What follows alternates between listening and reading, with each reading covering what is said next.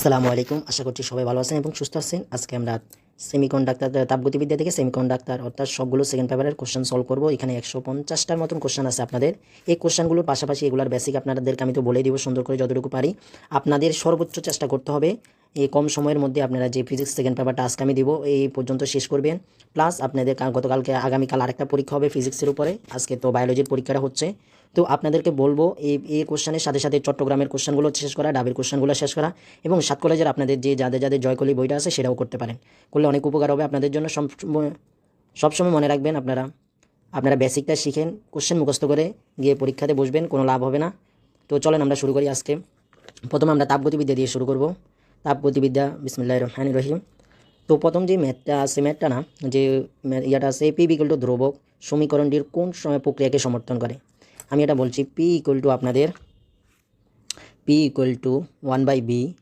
এটা সরি এখানে এবং আপনারা যে বয়েলের সূত্রটা পড়েছেন আশা করি, পি সমানুপাতিক 1/b। বয়েলের এই সূত্রটা এবং চার্লসের আরেকটা আছে, এটা হচ্ছে সমস্ত প্রক্রিয়ার। তো এটাই হচ্ছে মোট কথা হচ্ছে পিবি হচ্ছে যখন আমি ওই বিটাকে এদিকে নিয়ে আসবো তখন পিবি ইকুয়াল টু এটা হচ্ছে ধ্রুবক বা কেও ধরতে পারেন আপনারা। তো এই ধ্রুবকটা এটা হচ্ছে মূলত হচ্ছে সমস্ত প্রক্রিয়ার ক্ষেত্রে দেখা যায়। সমস্ত প্রক্রিয়া মনে রাখবেন, কোনো প্রক্রিয়া হচ্ছে যে প্রক্রিয়া ধীরে হয়ে থাকে সেটাও মূলত সমস্ত প্রক্রিয়া ঘটে থাকে। এখানে আপনাদের সমস্ত প্রক্রিয়ার যে সূত্রগুলো আছে, এই যে P equal to P1B1 equal to P2B2, এই দিয়ে এটার মাধ্যমে আপনার 2টা 3টা চাপ দিতে পারে। আপনার চাপ দিতে পারে, P1 এর মানের চাপ দিতে পারে P1 equal to B1 equal to P1B1 equal to P2B2। তো এখানে আপনাদের কি করতে পারে, এখানে আপনাদের ধরেন P1-এর চাপ দেওয়ার মান দেওয়া আছে, B1-এর অর্থাৎ আয়তনের মান দেওয়া আছে, এরপরে আরেকটা আয়তন পরিবর্তন হয়েছে কতটুকু সেটারও মান দেওয়া আছে, 2 গুণ বা 3 গুণ হয়েছে, আপনাকে চাপের মান বের করতে পারে, পরবর্তী চাপ বের করতে বলতে পারে। সেটা আপনারা এই সূত্রের মাধ্যমে করে নেবেন। এটা হচ্ছে সমস্ত প্রক্রিয়ার সূত্রের মাধ্যমে আপনারা করতে পারবেন। মনে রাখবেন সমস্ত প্রক্রিয়া যে কৃতকাজের সূত্রটাও আছে তাপগতিবিদ্যার, সেটা আপনারা করবেন। এটা চাইলে সমস্ত প্রক্রিয়া। চলুন আমরা দ্বিতীয় কোশ্চেনে চলে যাই।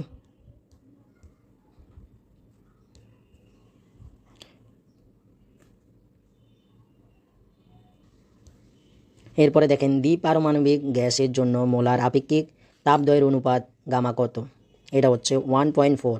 এটা 0 লাগবে না, 1.4, সরি এটা 1.4। এরপরে হচ্ছে আপনার হচ্ছে 1.67, যেটা এটা হচ্ছে এক পারমাণবিকের ক্ষেত্রে।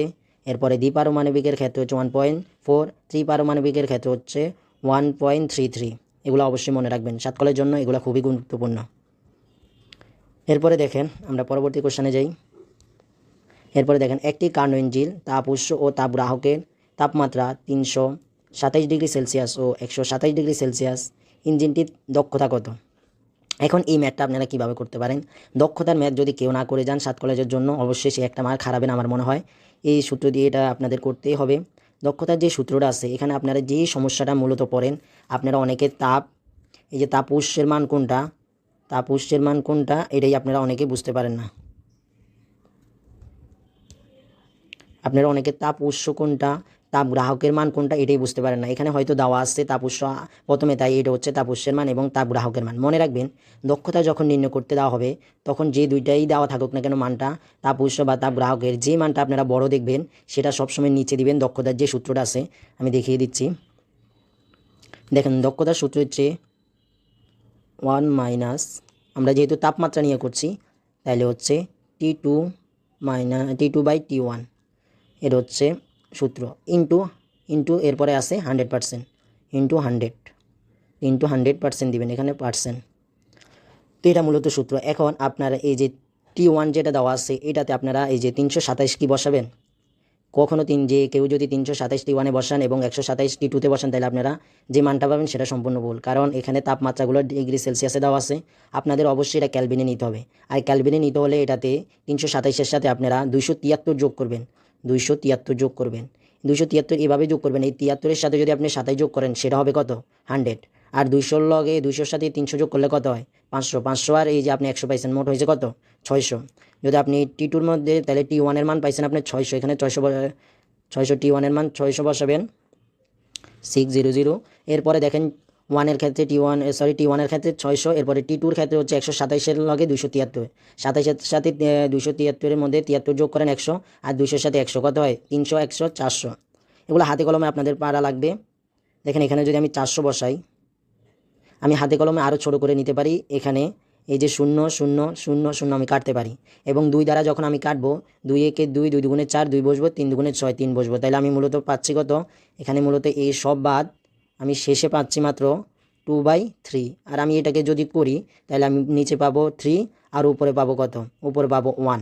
আর যদি 1কে এখন 1/3 মান কত, 1/3 এগুলো আমি কেটে দিই। 1/3 ম্যাথগুলো দেখছি যারা শেষ পর্যন্ত দেখতে পারবেন ধৈর্য সহকারে ইনশাল্লাহ ভালো একটা ফল পাবেন, কারণ আপনারা হয়তো হাতে কলমে অনেকে জানেন না ম্যাথ। তাহলে হচ্ছে 1/3 যেটাকে আমরা 1/3 যদি মান বের করি তাহলে হচ্ছে 3 নিয়ে এইদিকে রাখবো, এটাকে ভাগ করবো 1 দিয়ে। 3 দ্বারা 1কে ভাগ করা যায় না, তাই একটা 0 নিলাম, এখানে একটা 0 প্লাস আর একটা দশমিক দিলাম। এরপরে 3 তিরিকা হচ্ছে কত, এরপরে দেখেন 3 তিরিকে 9, 3 9 বসালাম, এরপর আবার হাতের একটাকে, এরপর আবার 3 তিরিকে আরেকটা 0 নিলাম। এরপর হচ্ছে এই শূন্যের জন্য এখানে কিন্তু কোনো কিছুই বসে না, একটা 0 যদি একসাথে 2টা 0 নেন তাহলে এখানে বসবে, আশা করি এগুলো জানেন। এরপরে 3 তিরিকে আবার 9, অর্থাৎ শুধু 9 3 3 আসতে থাকবে। দেখেন এগুলো এতগুলো লাগে না, যখন আপনার একটা 3 দেখেছেন, আপনি কোশ্চেনের দিকে তাকালে দেখবেন একটা অপশনে মাত্র 3 নিয়ে আলোচনা আছে, আর সবগুলা কিন্তু 2 6 6 এগুলা। তাহলে আপনারা অবশ্যই বুঝে যাবেন, সম্পূর্ণ না করে অল্পটুকু করেই বুঝতে পারবেন। এগুলো হচ্ছে টেকনিক, আপনি সহজে তাড়াতাড়ি যত হাতে ক্যালকুলেশন করবেন তত আপনি তাড়াতাড়ি পারবেন।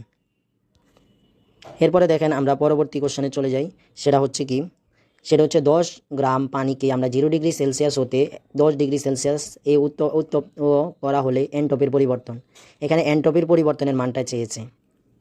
দেখেন এখানে হচ্ছে এন্ট্রপির পরিবর্তন চেয়েছে। এখানে এন্ট্রপির যে বিষয়গুলো আছে, এন্ট্রপির মাঝে মধ্যে পরিবর্তন হয়, সেটার অবস্থানের পরিবর্তন হয়, যেমন তরল থেকে বাষ্পে পরিণত হয়, বরফ থেকে পানিতে পরিণত হয়, বা তরলে পরিণত হয়। এখানে এগুলোর বিষয় তখন একটা সূত্র হয়। আর যখন হচ্ছে তাপমাত্রার পরিবর্তন হয় তখন হচ্ছে আরেকটা সূত্রের পরে হয়। তো এখানে মূলত দেখেন, এখানে মাত্র 10 গ্রাম পানিকে যদি আপনি 0 ডিগ্রি সেলসিয়াস থেকে 10 ডিগ্রি সেলসিয়াসে উত্তপ্ত করেছেন, এখানে কিন্তু কোনো অবস্থানের কথা বলা হয়নি, পানি অবস্থায় আছে। অর্থাৎ এখানে পানির অবস্থানের পরিবর্তন হয়নি, এখানে পরিবর্তন হয়েছে তার তাপমাত্রা। এই ক্ষেত্রে এন্ট্রপির যে সূত্রটা হয় সেটা হচ্ছে মূলত MS লন T2 আর হচ্ছে T1। এখন T2 কোনটার মান, T1 কোনটার মান সেটা বলছি। এখানে হচ্ছে T1 হচ্ছে যেটা প্রথমে দেওয়া আছে, মানে 10 ডিগ্রি 0 ডিগ্রি সেলসিয়াস, আর সেলসিয়াসকে অবশ্যই এখান থেকে নিতে হবে ক্যালভিনে, মানে 273। আর 10 ডিগ্রি হচ্ছে T2 মান, সেটা হচ্ছে 283 হয়ে যাবে 10 যোগ করলে। আর M এর মান হচ্ছে এখানে 10 গ্রাম, গ্রামকে কেজিতে নিতে হবে। যদি আমি 10কে ভাগ করি, দেখেন আমি যদি 10কে ভাগ করি 1000 দ্বারা ভাগ করলে আমি পাবো এই 0 0 কাটা, তাইলে 1/, থাকে কত 1/, এটা 1/, থাকে 1/100। আর 1/100কে আমরা করলে কত পাই, 1/100কে করলে আমরা পাই 0.001 পাই আমরা মূলত। তো আশা করছি এম এর মান হচ্ছে 0.01 বসাবেন। আর এস এর মান যেহেতু পানির ক্ষেত্রে, সেহেতু তার কারণে বসবো হচ্ছে 4200। এগুলো আপনারা ক্লাস 10 থেকে জানেন। বরফের ক্ষেত্রে যদি এখানে বরফের কথা বলা হতো, পানির না হলে, তাহলে 2100 হতো। যদি বাষ্পের কথা বলা হতো তাহলে 2000 হতো। আর হচ্ছে জুল পার কেলভিন 1, সেটা হচ্ছে কি, সেটা হচ্ছে এন্ট্রপির একক। তাইলে হচ্ছে আপনারা এটা ক্যালকুলেটার, এটা যেহেতু একটু হাতে ক্যালকুলেশনে অনেক বড় হবে, এটা হচ্ছে আপনি বড় না, একটু সমস্যা হতে পারে। এটা এরকম আসবে না যেগুলা আপনাদের হাতে সমস্যা হয় করতে, এগুলো আসবে না। এটা যে সময় আসছে ওই সময় ক্যালকুলেটারের ইউজ ছিল। আমি শুধু আপনাদের সূত্রের যে পরিবর্তনটা, সূত্র কোনটা বসাতে হবে কোন সময় সেটা বলছি। এখন আপনারা অনেকে বলতে পারেন ভাইয়া তাহলে এটাও বলে যান যে অবস্থানের পরিবর্তন যদি হয় তাহলে আমরা কি করতে পারি। যদি অবস্থানের পরিবর্তনের কথা বলা হয় তখন আপনারা এই যে MLF/T, তখন একটা মাত্র তাপমাত্রা দেওয়া থাকবে, তখন এই সূত্রটা বসাবেন আপনারা। এখন এখানে কথা আছে, এখানে যখন কঠিন থেকে তরলে রূপান্তর হয় তখন ওই যে আপনাদের LF হয়। আর LF এর মান তাহলে আপনারা কি বসাইতে পারেন, তখন আপনারা LF এর মান বসবে 3.3600 বা 3.36 ইন্টু 10⁵ এটা হবে। আর যখন আপনাকে আবার বলবে যে এটা তরল থেকে বাষ্পে পরিণত হয়েছে, তখন এটাতে সূত্র হবে MLB/T। তখন এই LB এর মান কোনটা হবে, তাহলে LB এর মান হবে, তখন আপনারা LB এর মান বসাবেন তখন 2.26 ইন্টু 10⁶ বসাবেন, এবং এইভাবে করবেন। এখন আপনারা বলতে পারেন ভাই এই এত বড় মানগুলো কি ক্যালকুলেটার ছাড়া কি করা যাবে? হ্যাঁ করা যাবে, যখন আপনার তাপমাত্রাগুলো ওইভাবে পরিবর্তন দিবে, এবং হচ্ছে আপনার তাপমাত্রাটাও প্রায় একই রকম দিবে যেন আপনি পারেন। এরকম একটা কোশ্চেন আছে আপনাদের কোশ্চেন ব্যাংকে, অবশ্যই দেখে নেবেন যদি পারেন। আশা করছি আপনারা সূত্রগুলো বুঝতে পারলে আপনাদের মেন টপিকটা হচ্ছে সূত্র বোঝা। আর শেষ পর্যন্ত ক্লাস যারা দেখবেন অবশ্যই দ্বিতীয় পত্রতে আপনি একটা ভালো ক্লাস করে যাবেন আজকে ইনশাল্লাহ। তারপরে দেখেন আমরা যেটা দেখছি মহাবিশ্বে এন্ট্রপির পরিমাণ কত। মনে রাখবেন এন্ট্রপিটা মূলত কি, এন্ট্রপিটা হচ্ছে বিশৃঙ্খলা, অর্থাৎ আপনি একটা ঘরের মধ্যে বন্ধ অবস্থায় আছেন, সেই ঘরের মধ্যে মাত্র আপনি একা আছেন, এই একা অবস্থায় আপনার সেই ঘরের মধ্যে এন্ট্রপির মানটা হচ্ছে কম থাকবে। ধরেন আপনার বন্ধু বান্ধব আপনারা তো এখন বার্থডে পার্টিতে এখন প্রচুর হয়। ধরেন আপনার একজনের বন্ধুর বার্থডে পার্টি, তখন আপনারা সেখানে গিয়েছেন। এখন কি আপনি যে একা ঘরে অবস্থায় ছিলেন, সেই অবস্থায় যে এন্ট্রপিটা হবে, আর আপনার বন্ধুরা যখন এন্ট্রপি না ধরেন বিশৃঙ্খলা হবে, আপনি একা যখন ছিলেন আর যখন আপনার সব বন্ধুরা আসবে, তখন কি বিশৃঙ্খলা কম হবে না বেশি হবে? অবশ্যই ঘরের অবস্থা খারাপ থাকবে, কারণ সেখানে দুমাদুম অনেক কিছু হতে থাকবে। তো এই যখন এন্ট্রপিটা হচ্ছে মূলত বিশৃঙ্খলা, যেখানে যত বেশি বিশৃঙ্খলা হয় সেখানে তত এন্ট্রপি বৃদ্ধি পেতে থাকে। আমাদের মহাবিশ্বের মধ্যে এখন বিশৃঙ্খলাটা আর কি, এটা হচ্ছে বিশৃঙ্খলাটা বেশি চলতেছে। এটা আবার মানুষেরটা দেখবেন না, এটা হচ্ছে একটা ধারণা। তো এই বিশৃঙ্খলা যত বাড়ে মূলত এন্ট্রপির ক্ষেত্রে, সেটা হচ্ছে মূলত এন্ট্রপি বাড়তে থাকে যত বিশৃঙ্খলা হয়। তাই পৃথিবীর যেহেতু বিশৃঙ্খলা বেশি বাড়ছে, তাই এন্ট্রপিটাও ধীরে ধীরে বাড়ছে, বা এটা হচ্ছে তাপমাত্রার মূলত কারণটা, অর্থাৎ পৃথিবীর তাপমাত্রা ধীরে ধীরে বাড়ছে, তাই এন্ট্রপিটাও বাড়ছে। তাইলে মহাবিশ্বের এন্ট্রপির পরিমাণ বাড়ছে দিয়ে প্রতিনিয়ত। দেখেন পরবর্তী কোশ্চেনটা দেখেন, সেটা হচ্ছে তাপের যান্ত্রিক সমতার একক নিচের কোনটি, বা হলো জুল পার ক্যালোরি। এরপরে দেখেন এগুলা নিয়ে আলোচনা করার মতো না। এরপরে তাপগতিবিদ্যার, এখানে বানানটা ভুল করছে টাইপারে, আচ্ছা তাকে ক্ষমা দৃষ্টিতে দেখবেন, টাইপারেরও ভুল হতে পারে, আপনারা আশা করি বুঝে নেবেন। তাপগতিবিদ্যার প্রথম সূত্রের গাণিতিক রূপ কোনটি, অর্থাৎ হচ্ছে এটা হচ্ছে তাপগতিবিদ্যার প্রথম সূত্র। এখানে মূলত মনে রাখবেন, এখানে এইভাবেও আসতে পারে, delta Q equal to delta U plus P del V, অর্থাৎ আয়তনের চাপ এবং আয়তনের পরিবর্তনই হচ্ছে কাজ। এরপরে তাহলে আমরা পরের পেজে চলে যাই। এরপরে হচ্ছে দেখেন 120 ডিগ্রি সেলসিয়াস ও 30 ডিগ্রি সেলসিয়াসের মধ্যে কার্যরত কার্য ইঞ্জিনের দক্ষতা কত। এগুলা মূলত আমি রেখেছি আপনারা যেন মূলত সূত্রটা আপনাকে দেখানোর জন্য, এত কঠিনভাবে এত যেন পারবেন না, হাতে করা যাবে না, এরকম ম্যাথ দক্ষতার কোনো আসবে না। তো ওই যে আপনারা এবার বার করবেন 1 মাইনাস যে মানটা বড় সেটা ক্যালভিনে নিয়ে সেটা নিচে বসাবেন, আর উপরে বসাবেন ছোটোটা, বসিয়ে 100 দ্বারা 100% দ্বারা গুণ করবেন, সেটা অবশ্যই পেয়ে যাবেন। আর আপনাদের এমনভাবে দিবে যেন ক্যালকুলেটারেই করতে পারেন। চলেন আমরা পরবর্তী কোশ্চেনে চলে যাই। পানির ক্রোধ বিন্দুর চাপ কত, এটা হচ্ছে আপনাদের খুবই ইম্পর্টেন্ট। সেটা হচ্ছে আপনাদের জন্য 4.58 মিলিমিটার মার্কারি, এটা মনে রাখবেন অবশ্যই। এছাড়া এইগুলার ক্ষেত্রে এগুলোর সাথে আরও কিছু মনে রাখতে পারেন আপনারা, যে আপনাদের ওই যে তাপগতিবিদ্যার এবারও আপনাদের এসেছে যেগুলা, সেটা হচ্ছে দেখেন আপনাদের ক্ষেত্রে আপনার যে তাপমাত্রা সেলসিয়াস থেকে ক্যালভিনে কীভাবে রূপান্তর করতে হয়, এরপরে সেলসিয়াস থেকে আবার ফারেনহাইটে কীভাবে রূপান্তর করতে হয়। এছাড়া আরেকটা খুবই ইম্পর্টেন্ট কোশ্চেন, যেটা সেলসিয়াস ও ফারেনহাইট একই পার্ট কখন দেয়, -40 ডিগ্রি সেলসিয়াস। এরপরে ক্যালভিন ও ফারেনহাইট একই স্কেল দেয় কখন, 574.25 ফারেনহাইট। এটা এবার আপনাদের জিএসটিতে এসেছে। তো এরকম যেগুলো আছে সেগুলো অবশ্যই আপনারা মনে রাখবেন। আর এই কোশ্চেনটা দেখেন, আমরা এখানে এই কোশ্চেনে এখানে প্রাবল্যের মান দেওয়া আছে, প্রাবল্যের মান দেওয়া আছে এবং দূরত্ব দেওয়া আছে, আপনাদের বিভবের মান বের করতে বলছে। এখন এই সূত্রটা তাহলে কী হবে, দেখেন E equal to B by R. E হচ্ছে প্রাবল্যের মান সুষম ক্ষেত্রের, আর হচ্ছে আর হচ্ছে এদের দূরত্ব, আর বি হচ্ছে বিভব পার্থক্য। তাহলে এখন যদি আমাকে বিভব পার্থক্য বের করতে বলছে, তাহলে এই আরটা চলে যাবে এই পাশে, গুণাকারে চলে আসবে। গুণাকারে আসলে আমি পাবো কি, B equal to E into R. পাওয়ার পরে এবার আমি মানটা বসাই দিই, মানটা বসানোর পরে মান বসালে আমি কী পাবো, বি ইকুয়াল টু 5 × 10। এখন যারা 10 বসাই দিবে তারা অবশ্যই 50 বসাবে অ্যান্সার, কিন্তু এখানে যেহেতু সেন্টিমিটার আছে এটাকে মিটারে নিতে হবে, 100 দ্বারা ভাগ করবো আমি। ভাগ করার পর আমি কী করবো, 0 0 কাটবো, আর হচ্ছে 5 × 1/10 মানে হচ্ছে 0.1। 0.1 সাথে যদি আপনি 5 গুণ করেন, সেটা হয়ে যাবে কত, সেটা হয়ে যাবে কত, 0.05 হয়ে যাবে, 0.5। এরপরে কোশ্চেনটা দেখেন, এখানে অ্যান্সার হবে 0.5। আচ্ছা পরবর্তীতে যাই। এরপরে হচ্ছে আপনার কোশ্চেন, কোনটি চার্জ প্রবাহের হার পরিমাপের একক, সেটা হচ্ছে অ্যাম্পিয়ার। চার্জ মনে রাখবেন, চার্জ প্রবাহের হারের পরিমাপের একক অ্যাম্পিয়ার। এরপরে দেখেন পরবর্তী কোশ্চেনে, পরাবৈদ্যুতিক ধ্রুবকের একক কোনটি, মনে রাখবেন প্রাবল্য, এরপরে পয়সনের অনুপাত, এরপরে বিকৃতি, এরপরে পরাবৈদ্যুতিক ধ্রুবক, এগুলার কোনো একক নেই। দেখেন এরা হচ্ছে একক বিহীন, মনে রাখবেন একক বিহীন। এর পরবর্তীতে দেখেন আপনারা, পরাবৈদ্যুতিক ধ্রুবকের একক কোনটি, এটা তো দেখলাম। এরপর হচ্ছে আধানের কোয়ান্টাম অনুসারে কোনো বস্তুতে নিচের কোন চার্জটি থাকা সম্ভব। এটা খুবই একটা সুন্দর কোশ্চেন, আমি আপনাদের বোঝাই দেবো। এটা বোঝানোর জন্য আপনারা দেখেন, আমরা মূলত একটা সিঁড়ি আঁকবো।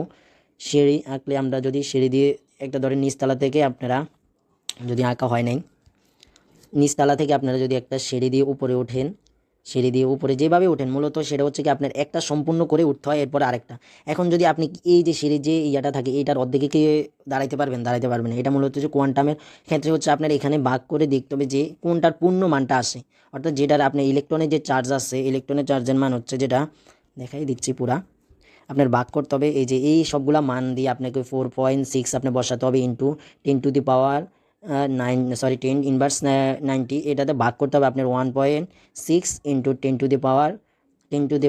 ইনভার্স 19 এটা ভাগ করবেন। এটা যদি আপনি ভাগ করে পূর্ণ সংখ্যা পান, দেখেন আপনি ভাগ করবেন 1 এখানে কিন্তু পয়েন্ট আছে, ঠিক আছে, ভাগ করবেন, ভাগ করার পর পূর্ণ সংখ্যা পেলে অর্থাৎ 1 2 3 4 যাই পাবেন এগুলো পাওয়া লাগবে, পূর্ণটা পাবেন, সম্পূর্ণটা একটা দশমিক আকারে বা কিছু আকারে থাকতে পারবে না, সেটা পাইলে সেটা হচ্ছে আদানের চান্সটি থাকা সম্ভব হবে। তো এখানে দেখা যায় যে 46কে আপনি ভাগ দিলে 4.6 বা 46 ধরেন, 46কে 16 দ্বারা ভাগ করলে এটা দশমিক আকার আসে।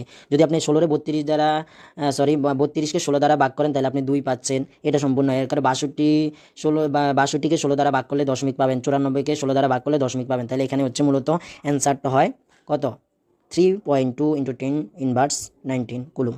দেখেন পরবর্তীতে যাই আমরা। এই যে কোশ্চেনটা দেখছেন আসলে এই কোশ্চেনটাই আসে যদি এই ম্যাথগুলো আসে। এরপরে দেখেন দুইটি চার্জের মধ্যবর্তী দূরত্ব 1/3 গুণ করলে এদের মধ্যকার বলের পরিবর্তন কত হয়। দেখেন এই বলের সূত্রটা আপনারা অবশ্যই মনে রাখবেন। এফ ইকুয়াল টু বলের সাথে আপনাদের দেখেন তাহলে এই সূত্রটা বলের সাথে যে মধ্যকার দূরত্বের সম্পর্ক আপনাদের অবশ্যই পারা লাগবে। বলের সাথে হচ্ছে মধ্যবর্তী দূরত্বের ব্যস্ত অনুপাতিক সম্পর্ক, কিন্তু এটা হচ্ছে বর্গমূলের ব্যস্ত অনুপাতিক সম্পর্ক। এখন দেখেন এখানে বলছে কি দুইটি চার্জের মধ্যবর্তী দূরত্ব হচ্ছে 1/3 গুণ হলে, তাহলে এখানে আপনি বসান দূরত্ব কত 1/3, ডি এর দূরত্ব 1/3 বসান, 3 বসালে আপনি ডি হচ্ছে স্কোয়ার আকারে থাকে, তাহলে আপনি যদি করেন এটা কী পাবেন, আপনি মূলত পাবেন 1/9 পাবেন। তাইলে হচ্ছে দেখেন 1/9 এটাকে যদি আপনি উল্টান তাহলে আপনি মূলত পাবেন এফ ইকুয়াল টু 9 পাবেন, অর্থাৎ হচ্ছে মূলত এটার পরিবর্তন 9 গুণ হয়। এই ছোটোখাটো গুণগুলো পারা লাগবে আপনাকে অবশ্যই। পরবর্তীতে আমরা চলে যাই, আস্তে আস্তে আমাদের সবগুলো ইনশাল্লাহ শেষ হয়ে যাবে, যারা শেষ পর্যন্ত থাকবে ইনশাল্লাহ উপকৃত হবে। এরপরে দেখেন ধারকের সঞ্চিত শক্তির ক্ষেত্রে নিচের কোন সূত্রটা সঠিক, সেটা হচ্ছে W = 1/2 CB²। এখানে মূলত আপনাদের বলছি ধারকের ক্ষেত্রে যদি কোনো ম্যাথ আসে তাহলে ধারকত্বের কথা বের করতে আপনাদের কাজ সঞ্চিত শক্তিটা বের করতে দিতে পারে। এখন আপনাদের পারা লাগবে সূত্র শুধু এই W = 1/2 CB², এটা পারলেই হবে না, এটার ক্ষেত্রে আরও কয়টা সূত্র আছে। এখানে মূলত যে সূত্রটা সেটা আপনাদের মূলত পারা লাগবে প্রথমে। এরপর হচ্ছে যে সূত্রটা মূলত মনে রাখতে হবে সেটা আমি লিখে দিচ্ছি, সেখান থেকে আপনি সবগুলো রূপান্তর করতে পারবেন।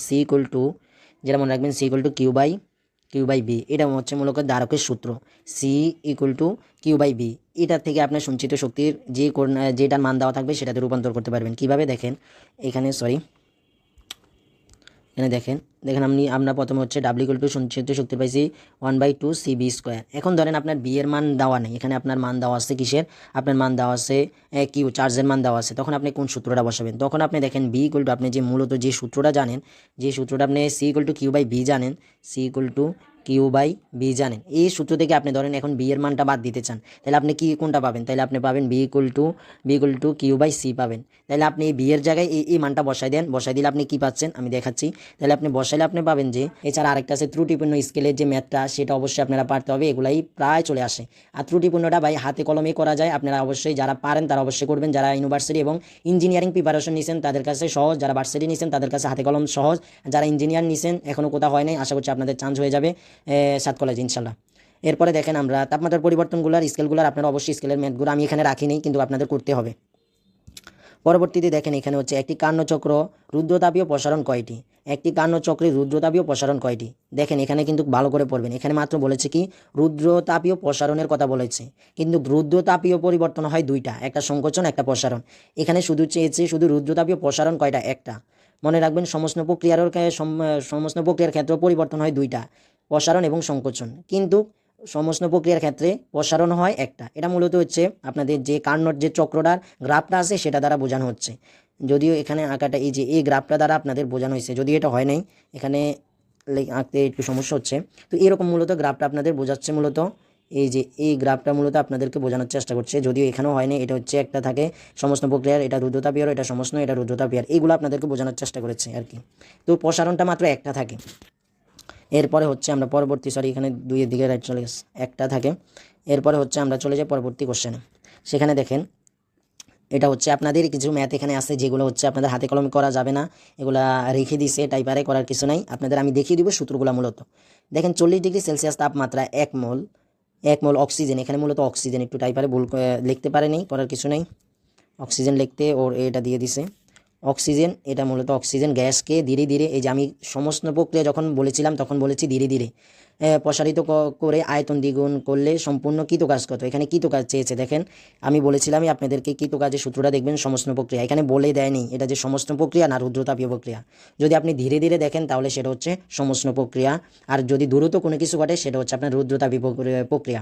আপনাদের মেডিকেলে এবার একটু ঘুরিয়ে এরকম একটা আসছে যে রুদ্রতাপীয় পরিবর্তন কি, বেলুনটা ফেটে যায় তখন কি কিসের শব্দ আওয়াজ হয়, এরকম রিলেটেডই তখন কোন পরিবর্তন হয় সেটা হচ্ছে রুদ্রতাপীয় পরিবর্তন। টায়ারের চাকা যখন বাস্ট হয়ে যায় তখন যে পরিবর্তনটা সেটা হচ্ছে রুদ্রতাপীয় পরিবর্তন। তো এখানে ধীরে ধীরে বলেছে, তাই আমরা বলবো এখানে দেখেন 40 আগে আমরা হচ্ছে কৃতকাজের সূত্রটা দেখি। এন আর টি লন টি। দেখেন এখানে সূত্র অনেকগুলো আছে। P2 আপনি V2/V1ও বলতে পারবেন। এখানে আপনি বলতে পারবেন P2/P1ও বলতে পারবেন। এবং চাপ যেটার পরিবর্তন, এখানে দেখেন এখানে কিসের কথা বলেছে, এখানে আয়তনের কথা বলেছে, তাই আমরা এখানে আয়তনের পরিবর্তনটাই দেখব। তো এখানে V2 আর V1, এখানে দেখেন কি বলেছে, এন এর মানে আপনার এখানে বলেই দিয়েছে 1 মোল। এরপরে হচ্ছে আর এর মান হচ্ছে আপনার এখানে কোনটা বসাবেন, এখানে আপনাদের সমস্যা হয়। মূলত মনে রাখবেন এই সমস্ত প্রক্রিয়ার এই ক্ষেত্রে যখন আপনার আয়তনের এই দ্বিগুণ পরিবর্তন, তখন আপনি মনে রাখবেন এখানে আর এর মান মূলত হয় ASTPতে যেটা 8.314, এটা বসাবেন, 314টা বসাবেন।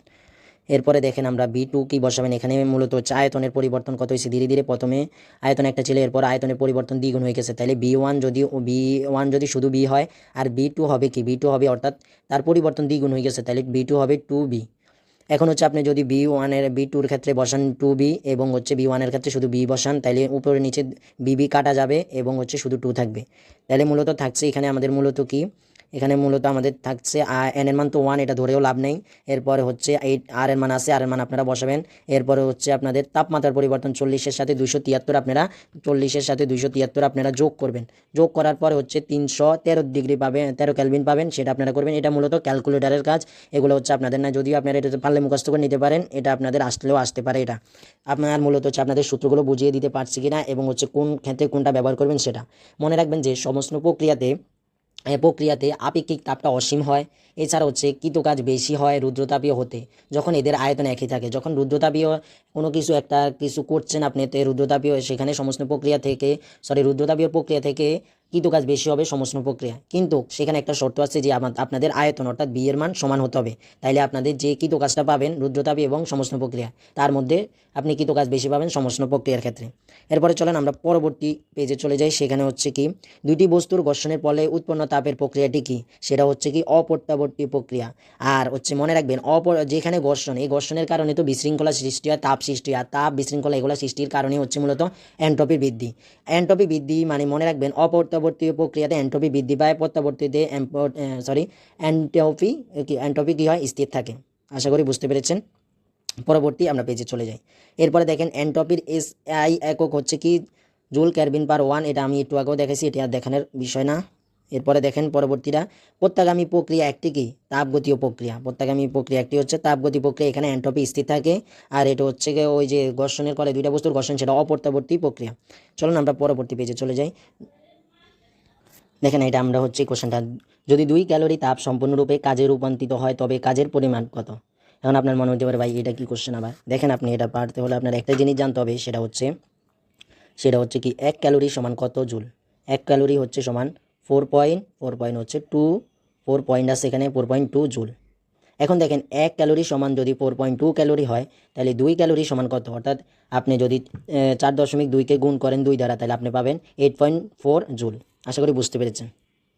এখন আপনাদের আরেকটা মনে হতে পারে ভাই ঠিক আছে 1 ক্যালোরি সমান হচ্ছে 4.2 জুল, তাহলে 1 জুল সমান কত ক্যালোরি, সেটা হচ্ছে ভাইয়া দেখেন, সেটাকে আপনাকে 1/4/2 দেখেন সেটা, সেই ক্ষেত্রে আপনারা করবেন কি, সেক্ষেত্রে 1 আপনারা 4.2কে ভাগ দিলে আপনারা পাবেন 0.238 পাবেন, কিন্তু সেটাকে আপনারা ধরা হয় ফিজিক্সে ধরা হয় 0.24 ধরা হয়। তো আশা করি বুঝতে পেরেছেন 1 ক্যালোরি সমান কত জুল এবং 1 জুল সমান কত ক্যালোরি। পরবর্তী পেজে চলে যাই আমরা। দেখেন এইখানে কোশ্চেন হচ্ছে 0.01 কেজি পানিকে 0 ডিগ্রি সেলসিয়াস থেকে, এটা আমরা করাইছি একটু আগে, কিছুক্ষণ আগে করাইছি, এটা বাদ। এরপরে দেখেন তাপগতিবিদ্যার কোন সূত্রকে ভিত্তি করে থার্মোমিটার তৈরি করা হয়েছে, এটা 0তম সূত্র, এটা মেডিকেলে যারা আসেন তারা অবশ্যই পারেন। এরপর হচ্ছে রুদ্রতাপীয় পরিবর্তন নিচের কোন ভৌত, এখানে বানানটা ভুল করছে, ওই আমাকে বলেছে যে বানানটা এখানে কিছুটা ভৌত লিখতে পারছে না, তার একটু সমস্যা হচ্ছে এই কারণে। রুদ্রতাপীয় পরিবর্তনের নিচে কোন ভৌত রাশিটি স্থির থাকে? এনট্রপি, মনে রাখবেন এই এনট্রপিটা সবসময় রুদ্রতাপীয় পরিবর্তনের ক্ষেত্রে কোনো পরিবর্তন হয় না, এটা যেমন আছে এনট্রপিটা তেমনই থাকে। এরপরে হচ্ছে রুদ্রতাপ পরিবর্তন। এরপর আমরা চলে যাই পরবর্তী কোশ্চেনে, সেখানে দেখতে পাচ্ছি আমরা একটি কার্নো ইঞ্জিন 600 কেলভিন তাপমাত্রায় তাপ উৎস থেকে 1200 জুল তাপ গ্রহণ করে এবং তাপ গ্রাহককে 300 জুল তাপ বর্জন করে। এই ম্যাথটা অবশ্যই আপনারা করবেন, এই ম্যাথটা একটু বেসিক ভিত্তিক এবং একটা সূত্র দ্বারা আপনি করতে পারবেন না। এখানে প্রথম সবাই কি ভুল করবে, সবাই হচ্ছে এটা ইকুয়াল টু 1/T2/T2 দিয়ে বসাই করে ফেলবে, অনেকটা সময় নষ্ট হয়ে যাবে। এখানে মূলত আপনারা আগে দেখতে হবে এখানে কোনটা কার মান দেওয়া আছে কার মান দেওয়া নেই, মূলত সেটা দেখতে হবে। এখানে দেখেন একটি কার্নো ইঞ্জিনের 600 কেলভিন তাপমাত্রায় তাপ উৎস থেকে কত জুল তাপ উৎপন্ন হয়? 1200 জুল তাপ উৎপন্ন হয়। মানে হচ্ছে এখানে দেওয়া আছে কি কিসের মান, এখানে হচ্ছে আপনাদের T1 মান দেওয়া আছে, T1 মান দেওয়া আছে হচ্ছে 600, এবং এই 600 কেলভিন তাপমাত্রার উৎস থেকে আপনাদের Q1 তাপ উৎপন্ন হয়েছে কত? 1200 জুল, এটা দুইটা দেওয়া আছে। এরপর একটা দেওয়া আছে তাপ গ্রহণ করে এবং তাপ গ্রাহককে 300 জুল তাপ বর্জন করে, অর্থাৎ হচ্ছে দেখেন তাপ গ্রাহককে কত জুল তাপ বর্জন করে? 300 জুল। এখন হচ্ছে আপনাদের এখানে এই যে তাপ গ্রাহককে এত বর্জন করে কত জুল? 300 জুল। এই 300 জুল হচ্ছে Q2 এর মান দেওয়া আছে, Q2 এর মান হচ্ছে 300 দেওয়া আছে। এখন আপনি যে তাপমাত্রার পরিবর্তন নাই, তাপমাত্রা নাই, আপনি কিন্তু এখন যদি চান তাহলে এখান থেকে তাপমাত্রা আগে বাইর করতে পারবেন, যদিও এটা অনেক প্যাচাল হয়ে যাবে। সহজ নিয়মে করে যদি আমি একটু দেখাই দিচ্ছি, এখানে আপনারা বের করতে পারবেন কি হিসাবে, T1 আপনারা যেহেতু বের করতে হচ্ছে T2, তাহলে T2/T1 ইকুয়াল টু Q2/Q1। এখান থেকে এটাকে ওই পাশে নিয়ে যাবেন, গুণাকারে আসবে T1 এবং Q2 এর মান বসাবেন 300 আর Q1 এর মান 1200 বসাবেন। 1200 বসালে এখানে 1/4 থাকবে, এরপরে ইন্টু T1 এর মান হচ্ছে কত? 600। এই 600কে যদি আমরা কাটাকাটি করি, যদি আমি দেখাই দিই, তাহলে 1/4 থাকে, এদিকে হচ্ছে 600 থাকে, 600কে আপনারা এরপরে হচ্ছে কাটাকাটি করবেন। এখান থেকে কাটাকাটি করার পরে অনেক পেঁচাল আছে, এখান থেকে আপনারা T2 বের করবেন। T2 বের করার পরে ওই যে দক্ষতার যে সূত্রটা, সেখানে হচ্ছে এখানে আপনাদের এখানে আপনাদের মূলত চেয়েছে কি তাপ গ্রাহকের তাপমাত্রা, তাইলে আপনার এই যে T2 বের করতে হবে আপনাকে, তাইলে সেটা 150 ডিগ্রি আসবে। কীভাবে দেখি 150 ডিগ্রি আসে, তাহলে আমরা মূলত ম্যাথটা করিয়ে দিই আপনাদের, অর্ধেক তো করিয়ে দিলাম। তাহলে 1/4 থাকে বাই ইন্টু 600 থাকে। এখন 600কে কীভাবে কাটবেন দেখেন, এখানে যদি আমরা 2 দ্বারা কাটি, এটাকে 2 দুগুণে 4, এরপরে যদি 600কে 2 দ্বারা ভাগ করি, তাইলে হচ্ছে আমরা পাবো কত? 300। এখন দেখেন এই 2 দ্বারা যদি আমরা 300কে কাটি, তাহলে আমরা পাবো 150। আশা করি অ্যান্সার হয়ে গেছে। দেখেন কোশ্চেনে দেখেন, অ্যান্সারে দেখেন 150 ক্যালভিন, মাঝে মধ্যে তাপমাত্রা দিয়ে থাকতে পারে, মূলত রাখবেন ক্যালভিনে। আশা করছি আপনারা পারবেন ইনশাল্লাহ। পরবর্তী কোশ্চেনে চলে যাই আমরা। পরবর্তীতে আমাদের একটা অধ্যায় শেষ, তাপগতিবিদ্যা থেকে আপনারা যেগুলো পড়বেন স্কেলের পরিবর্তনগুলো, যে তাপমাত্রার ক্ষেত্রে, এরপর আপনারা এন্ট্রপির সূত্রগুলো দেখবেন এবং সমস্ত প্রক্রিয়া সূত্র, রুদ্রতাপীয় সূত্র, এই সব কিছু আপনারা আমি যা পড়েছি এবং কোশ্চেন ব্যাংকে যা আছে এগুলো ক্লিয়ার করেন। তাপগতিবিদ্যা থেকে আপনাদের 2টা কোশ্চেন ইনশাল্লাহ আসবে এবং আপনারা ইনশাল্লাহ পারবেন, আশা করছি আমি। সেগুলো পড়বেন। এবার আমরা স্থির তড়িৎ নিয়ে আলোচনা করব। তো একটা কথা বলছি যে আপনাদের অধ্যায় যতটা আছে সবগুলো ভিত্তিক আপনাদের বেসিকটুকু দেওয়ার জন্য ক্লাসটা দীর্ঘ হতে পারে। যারা সম্পূর্ণ ক্লাসটা দেখবেন আশা করছি তাদের অনেক উপকার হবে, কারণ হচ্ছে যাদের যে কোনো অধ্যায় সমস্যা এবং যেগুলোয় পড়তে হবে, এখানে মূলত আমি ফিজিক্সের সাজেশনটা আপনারা পেয়ে যাবেন। আমি তাপগতিবিদ্যা থেকে যেগুলো দেখাইছি এগুলার বেসিক যারা ক্লিয়ার করতে পারবেন, কোশ্চেন ব্যাংক করবেন। বারবার বলছি আমার কাছে পড়লেই যে চান্স হয়ে যাবে এরকম নয়। আগেও যাদের কাছে পড়ছেন গাফলতির কারণে এখন আপনাদের চান্স হয়নি, কারণ আপনারা হচ্ছে পড়েন নেই। এখন যারা পড়বেন আশা করছি তাদের চান্স হবে এবং পরীক্ষাগুলো দিবেন টেলিগ্রাম গ্রুপে অবশ্যই অ্যাড হয়ে ফ্রিতে এক্সামগুলো দিবেন। এখানে আমার কোনো লাভ নাই, আপনারা জানেন। আপনাদের মূলত যেটা চেষ্টা করছি আপনারা যেন পরিবারের মুখে হাসি মুখ ফোটাতে পারেন, সেটাই জন্য চলেন আমরা তাপগতিবিদ্যা শেষ হলো, আমরা স্থির তড়িৎ নিয়ে আলোচনা করি। স্থির তড়িতে যে প্রথম সূত্রটা আছে যেটা আছে সেটা হচ্ছে এসআই পদ্ধতিতে কুলম্বের সূত্রে সমানুপাতিক দ্রবকের মানটা কত। এটা সূত্রটা হচ্ছে আমি লিখে দিচ্ছি, এটা মূলত যে সূত্রটা কুলম্বের সূত্র, এখানে 1/4 এপসাইলন নট হচ্ছে পাই ইন্টু হচ্ছে Q1 Q2 এরপরে D স্কোয়ার। তো এই সূত্র থেকে আপনাদের বলেছে এগুলা লাগবে না, এখান থেকে বলেছে আপনাদের এসআই পদ্ধতি কুলম্বের সূত্রের সাথে যেটা হচ্ছে সমানুপাতিক সম্পর্ক কোনটা। এটা কিন্তু কুলম্বের সূত্রের সাথে মূলত হচ্ছে ব্যস্ত অনুপাতিক সম্পর্কটা, এটা হচ্ছে ব্যস্ত অনুপাতিক সম্পর্ক 1/, শুধু এটা। আর যখন কুলম্বের সূত্রের সাথে এটা মূলত হচ্ছে, এখানে লিখে দিই সুন্দর করে, এটা হচ্ছে এপ ইকুয়াল টু বা F সমানুপাতিক 1/4 এপসাইলন নট পাই। এটা হচ্ছে এটার সাথে এটা সম্পর্ক ব্যস্তানুপাতিক জানেন আশা করি। আর 1/4 এপসাইলন নট পাই এর মান মূলত হচ্ছে কত 9 × 10⁹9। এখন দেখেন এটা মূলত হচ্ছে কি 1 যেটা আছে এটার সাথে মূলত এটার সাথে এটার পুরাটার হচ্ছে সমানুপাতিক সম্পর্ক। আর এই সমানুপাতিক সম্পর্ক যেটার এটা 1/4 পাই এপসাইলন নট এটার মানে মূলত হচ্ছে কত 9 × 10⁹9। সেটা এখানে আছে প্রথম কোশ্চেনে। এখন দেখেন এখানে আপনি এটা শুধু পারলে হবে না, এটার সাথে এটার যে এককটা আছে সেটাও পারা লাগবে, নাহলে আপনি কিন্তু ধরা খাবেন। সেটা হচ্ছে কি এখানে যে newton metre square coulomb inverse 2, এখানে দেখেন এটা 9 × 10⁹9ও দেওয়া আছে, কিন্তু এখানে হচ্ছে কুলুমের মাথায় স্কোয়ার দেওয়া আছে, এখানে কিন্তু কুলুমের মাথায় এরপরে মিটারের মাথায় শুধু স্কোয়ার থাকার কথা, এখানে দেওয়া আছে কি ইনভার্স 2। তো এরকম এককগুলো দেখবেন, এই ছোটোখাটো বলগুলোর কারণে আপনাদের এখনও সমস্যা হচ্ছে আর কি। আশা করছি পারবেন, সুন্দর করে দেখেন, ইনশাল্লাহ সফলতা ইনশাল্লাহ আসবে। পরবর্তীতে আমরা চলে যাই। আপনি যে মানটা পাবেন সেটা ½ C Q square B C square. তাহলে দেখেন সি স্কোয়ার পাবেন, এখানে এই একটা সি কাটবেন, তাইলে আপনি পাবেন কিউ স্কোয়ার সি পাবেন। তাইলে আপনি মূলত যখন আপনার এই সূত্রটা চাপাইবে এবং সঞ্চিত শক্তি বের করতে পারবে সেখানে ধারকের মান এবং চার্জের মান, তখন আপনার সূত্র হবে W = ½ কিউ স্কোয়ার সি। এভাবে সবগুলো আপনারা আশা করছি যার মান দেওয়া থাকবে সেগুলো বের করে নেবেন। এর পরবর্তীতে আমরা পরবর্তী কোশ্চেনে চলে যাই। সেটা হচ্ছে গোলাকার পরিবাহী দ্বারকত্বের বনাম ব্যাসার্ধের লেখচিত্রের গ্রেডিয়েন্টের নতির মান কত। নতি মানে হচ্ছে ডালেরটা কত, সেটা হচ্ছে এই যে 4 পাই এপসাইলন নট, এটার মানটা মূলত। আর এটার মান 1/, এটার মান হচ্ছে 9 × 10⁹9। আশা করছি বুঝবেন আপনারা এবং পারা লাগবে অবশ্যই আপনাদেরকে। দেখেন পরবর্তী চলে যায় আস্তে ধীরে আমরা ওই যে মাধ্যমের বেদনযোগ্যতার এপসাইলন নট এককের নিচের কোনটি, সেটা হচ্ছে C square newton inverse 1 metre inverse 2। এটার আপনাদের মানটাও মনে রাখতে হবে।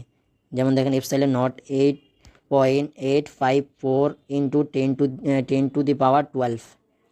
এখানে একটু হয়তো পরিবর্তন হতে পারে, আমার যতটুকু মনে পড়ছে এটাই মূলত হবে, নাহলে 8 থাকবে না, মূলত মনে হয় 8 থাকবে না, 8.54 এটা সামথিং এরকম হতে পারে। এরপরে দেখেন পরবর্তী কোশ্চেন আমরা চলে যাই। সেটা হচ্ছে কি বিভব পার্থক্য স্থির থাকলে, অর্থাৎ বিভব পার্থক্য স্থির, একটি চার্জিত ধারকের শক্তি তার চার্জের সমানুপাতিক। অর্থাৎ বিভব পার্থক্য যদি স্থির থাকে তাহলে একটি চার্জিত ধারকের শক্তি কি হবে, সমানুপাতিক হবে। আপনাদের ওই যে সূত্র সেগুলা থেকে সম্পর্ক তৈরি করবেন। পরবর্তীতে দেখেন আদান ঘনত্বের একক কি, এটা কুলম মিটার ইনভার্স 2। এরপরে আমরা চলে যাই পরবর্তীটায় কুলম্বের সূত্রের সমানুপাতিক ধ্রুবকের মান কত, এটা কিছুক্ষণ আগে আমরা দেখেছি।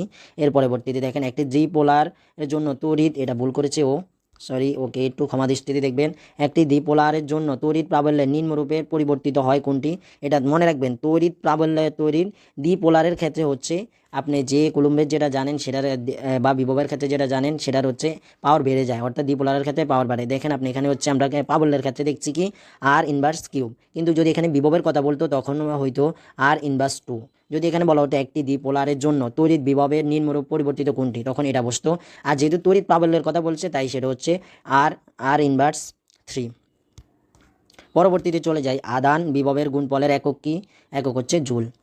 এর পরবর্তীতে চলে যায় একটি চার্জিত বস্তুকে পৃথিবীর সাথে যুক্ত করলে বস্তুটি কি চার্জের পরিমাপ 0 হবে, চার্জিত বস্তু। এরপরে দেখেন আপেক্ষিক বেদনযোগ্যতার সবচেয়ে বেশি কোনটাতে, অবৃত আপেক্ষিক সবচেয়ে বেশি। এরপরে ধারকত্ব বৃদ্ধির জন্য পাত দুইটিকে কী করতে হবে, অর্থাৎ আপনি কোনো ধারকত্ব বৃদ্ধি করতে চান তখন যে দুইটা পাত নিয়েছেন এই পাত দুইটার কী করলে আপনি ধারকত্বটা বেশি পাবেন, সেটা হচ্ছে আপনি মূলত করবেন এদের কাছাকাছি আনবেন এবং বড় করতে হবে। অর্থাৎ ধারকত্বের যে পাতগুলো সেগুলোকে বৃদ্ধি করতে হবে, বড় করতে হবে এবং এটা উভয়কে কাছাকাছি রাখতে হবে, তাহলে আপনি এর থেকে বেশি ধারকত্বতে বৃদ্ধি করতে পারবেন। এর পরবর্তীতে আমরা আজকে আমাদের তাহলে 2টা অধ্যায় শেষ হলো এবং আমরা চলে যাব এবং চলতরিৎ অধ্যায়, যেখানে আমাদের খুবই ইম্পর্টেন্ট এবং আমি কিছু কোশ্চেন দেখা দিব। আপনারা যারা ভালো করতে চান চলতরিতে কোশ্চেন ব্যাংক অবশ্যই করবেন, আর আমি কীভাবে শর্টকাটে করতে হবে চলতরিতে আপনাদের বর্তনীগুলো সেগুলো অবশ্যই ইনশাল্লাহ দেখিয়ে দিব। চলেন আমরা শুরু করি, কথা না বাড়িয়ে। দেখেন আপেক্ষিক রোধের একক কোনটি, সেটা হচ্ছে ওহম মিটার। এটা একটা কারণ আছে, দেখেন ওহম মিটার দেওয়া আছে না, তো লেখা থাকতে পারে ওহম, এইভাবেও লেখা থাকতে পারে ওহম মিটার, তো আপনারা কনফিউজ হয়ে যাবেন না, ওহম এইভাবে লিখে দিতে পারে আপনাদের। তাই আপেক্ষিক রোধের একক হচ্ছে ওহম মিটার, এইভাবেও থাকতে পারে এইভাবেও থাকতে পারে। চলুন আমরা চলে যাই আরেকটা। শান্ট হলো যন্ত্রের সাথে কি, শান্ট মূলত হচ্ছে সমান্তরাল যুক্ত নিম্ন মানের রোধ, এটা মূলত। এরপরে পরবর্তীতে অ্যামিটারের পাল্লা বৃদ্ধির সঠিক সমীকরণ করি, অ্যামিটারের পাল্লা বৃদ্ধির সঠিক সমীকরণ এটা, শান্ট = R/n-1। তো আশা করছি বুঝতে পেরেছেন। এটা আপনাদের মান দেওয়া থাকতে পারে, আর হচ্ছে এখানে বড় হাতের আরও থাকে, আর হচ্ছে যে অ্যামিটারের যে রোধের মানটা দেওয়া থাকে সেই মানটা বসাবেন, তাহলে আপনারা শান্টের মানটা পেয়ে যাবেন, শান্টের পাল্লার মানটা পেয়ে যাবেন। এছাড়া হচ্ছে আপনাদের পরবর্তী ম্যাথে চলে যাই আমরা। এছাড়া এই অধ্যায় থেকে আপনারা আরও আছে যে হুইস্টেন ব্রিজের যে ম্যাটটা আছে, এখানে একটু বলে দিই, পি কিউ আর এস, এখানে যে আর চতুর্থ ইয়াতে বাহুতে পরিবর্তন করে কত সমান্তরালে যুক্ত করতে হবে, শ্রেণীতে কত যুক্ত করতে হবে, এই যে ম্যাথটা আছে না, মনে হয় আমার এই স্লাইডে রাখা হয়নি, আপনারা এই ম্যাথগুলো করবেন, আপনাদের কোশ্চেন ব্যাংক আছে। আপনাদের এই যে হুইস্টেন ব্রিজের থেকে অবশ্যই কোশ্চেন আসতে পারে, আপনাদের ডাবিতে মনে হয় এবার এসেছে, তো ডাবির কোশ্চেনটাও যদি এবার যেগুলো এসেছে সেগুলো একটু দেখে নিতে পারেন। করতে আমরা দেখি এটা যে বলেছি, এটা সূত্রটা মূলত যেটা হবে R=L/A, তাইলে হচ্ছে এ আর এর সাথে সম্পর্ক হচ্ছে এল এর সমানুপাতিক। যদি পরিবাহীর দৈর্ঘ্য দ্বিগুণ করা হয় তাহলে তার পূর্বের হবে, যেহেতু দ্বিগুণ করা হচ্ছে পূর্বে, তাইলে 4 গুণ হবে। পরবর্তী আমরা কোশ্চেনে চলে যাই। এখানে দেখেন কোনো বাল্বের ফিলামেন্টের রোধ হচ্ছে 50 ওহম এবং এর দুই প্রান্তের বিভব পার্থক্য 250 ভোল্ট হলে বাল্ব দুইটির মধ্য দিয়ে কত তড়িৎ প্রবাহিত হবে। এটা অবশ্যই আপনারা জানেন, I=B/R, এই সূত্রটা সবাই জানেন, ক্লাস 8এও এই সূত্রটা পড়ানো হয়েছে। তাইলে হচ্ছে কি কোনো বাল্বের বি, এখানে আর এর মান দেওয়া আছে, বি এর মান দেওয়া আছে, এখানে বসাইলে আপনারা যে মানটা পেয়ে যাবেন। আমি হাতে কলমে দেখাই দিই তাও আপনাদের সুবিধার্থে। বি এর মান দেওয়া আছে কত 250, আর এর মান দেওয়া আছে 50, এখানে কাটেন 0 0, 5 দ্বারা 25 কাটেন 5 পাবেন, তাহলে 5 অ্যাম্পিয়ার। এরপরে চলেন আমরা পরবর্তীতে কোশ্চেনে চলে যাই। সেটা হচ্ছে আমরা একটা দেখতে পাচ্ছি বর্তনীর বলা হয়েছে উপরের চিত্রের তড়িৎ প্রবাহের মান কত।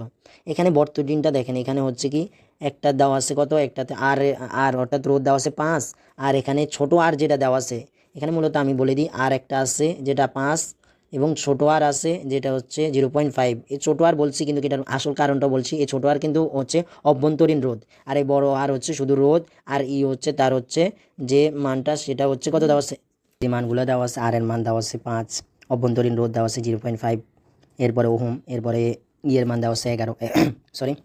এখন আপনাকে বলেছে যে তড়িৎ প্রবাহের মান, এখানে মূলত যে সূত্রটা হয় সেটা মূলত আপনাদের দেখাই দিই আমি, যে সূত্রটা হয় এখানে, সরি দেখেন, E=1 ইন্টু বড় হাতের আর, সরি I=R। এখানে মূলত যে সূত্রটা E=IR প্লাস ছোটো হাতের আর, ছোটো হাতের আর, এখান থেকে আপনার মূলত এই আই এর মানটা বের করতে বলেছে। এখন কীভাবে বের করবেন, এখান থেকে ভাই আইটা কমন নেন, আইটা কমন নিলে আর প্লাস আর থাকে, এরপর শুধু আই থাকে ইন্টু আকারে, এই মানটাকে এটার নিচে নিয়ে আসেন, এর নিচে বসাই এই যে আর ছোটো আর এর মান তো দেওয়াই আছে 5, আর হচ্ছে 0.5, এর মান দেওয়া আছে 11। তাইলে যদি আপনারা কাটাকাটি করেন তাইলে তো আপনাদের হয়ে যায় আশা করি, আমি যদিও করাই দিব চিন্তা নাই। দেখেন I= উপরে হচ্ছে এর মান হচ্ছে থাকে 11, আর হচ্ছে আর এর মান হচ্ছে 0.5। এখন তারপরে হচ্ছে কি 0.5কে আপনি 5 এর সাথে যোগ করলে আপনি পাবেন 5 × 5.5। এখন দেখেন এটাকে আপনি কী করবেন, এই 5.5 আপনি 11 কাটলে পাবেন 2। আপনি বলে দেখেন, আশা করছি জানেন, এটা মূলত ব্যাখ্যা করার কোনো কিছুই না। এরপরে দেখেন পরবর্তী যাই, আরেকটা যেটা আছে হচ্ছে আপনাদের আরেকটা বর্তনী দেওয়া আছে। এখানে দেখেন এটা কি করতে হবে, এখানে আমি সবচেয়ে সহজগুলো দিয়ে রেখেছি আপনারা যেন পারেন। এখানে এটা হচ্ছে শ্রেণীতে যুক্ত আছে, এই দুইটা শ্রেণীতে যুক্ত আছে। এখন আপনাকে বলেছে যে এই বর্তনীর তুল্যরোধ বের করতে, যে তুল্যরোধ দেখেন প্রথমে কি করবেন, এই যে R1, কালিটা চেঞ্জ করে নিই, এখানে দেখেন R1 এবং R2 প্রথমে কি করবেন, যোগ করার পরে কত পাবেন, আর যোগ করার পরে মোট আর পাবেন 6 আর 4 যোগ করলে 10 পাবেন, যেহেতু শ্রেণীতে আছে। এরপরে হচ্ছে এখানে নিচেরটা যোগ করবেন, দোনোটা এই দুইটা আবার যোগ করবেন, এখানে পাবেন কত, এখানে যদি আমরা 2 ধরি, এখানে 1 ধরি, তাইলে আমরা পাবো কত, এখানে হচ্ছে 8-এর সাথে 2 যোগ করলে 10 পাবো। এখন এটা মূলত একটা রোধ হয়ে যায়, আর নিচেরটা একটা রোধ হয়ে যায়, তাহলে এই রোধের মান হচ্ছে 10, এই রোধের মান 10।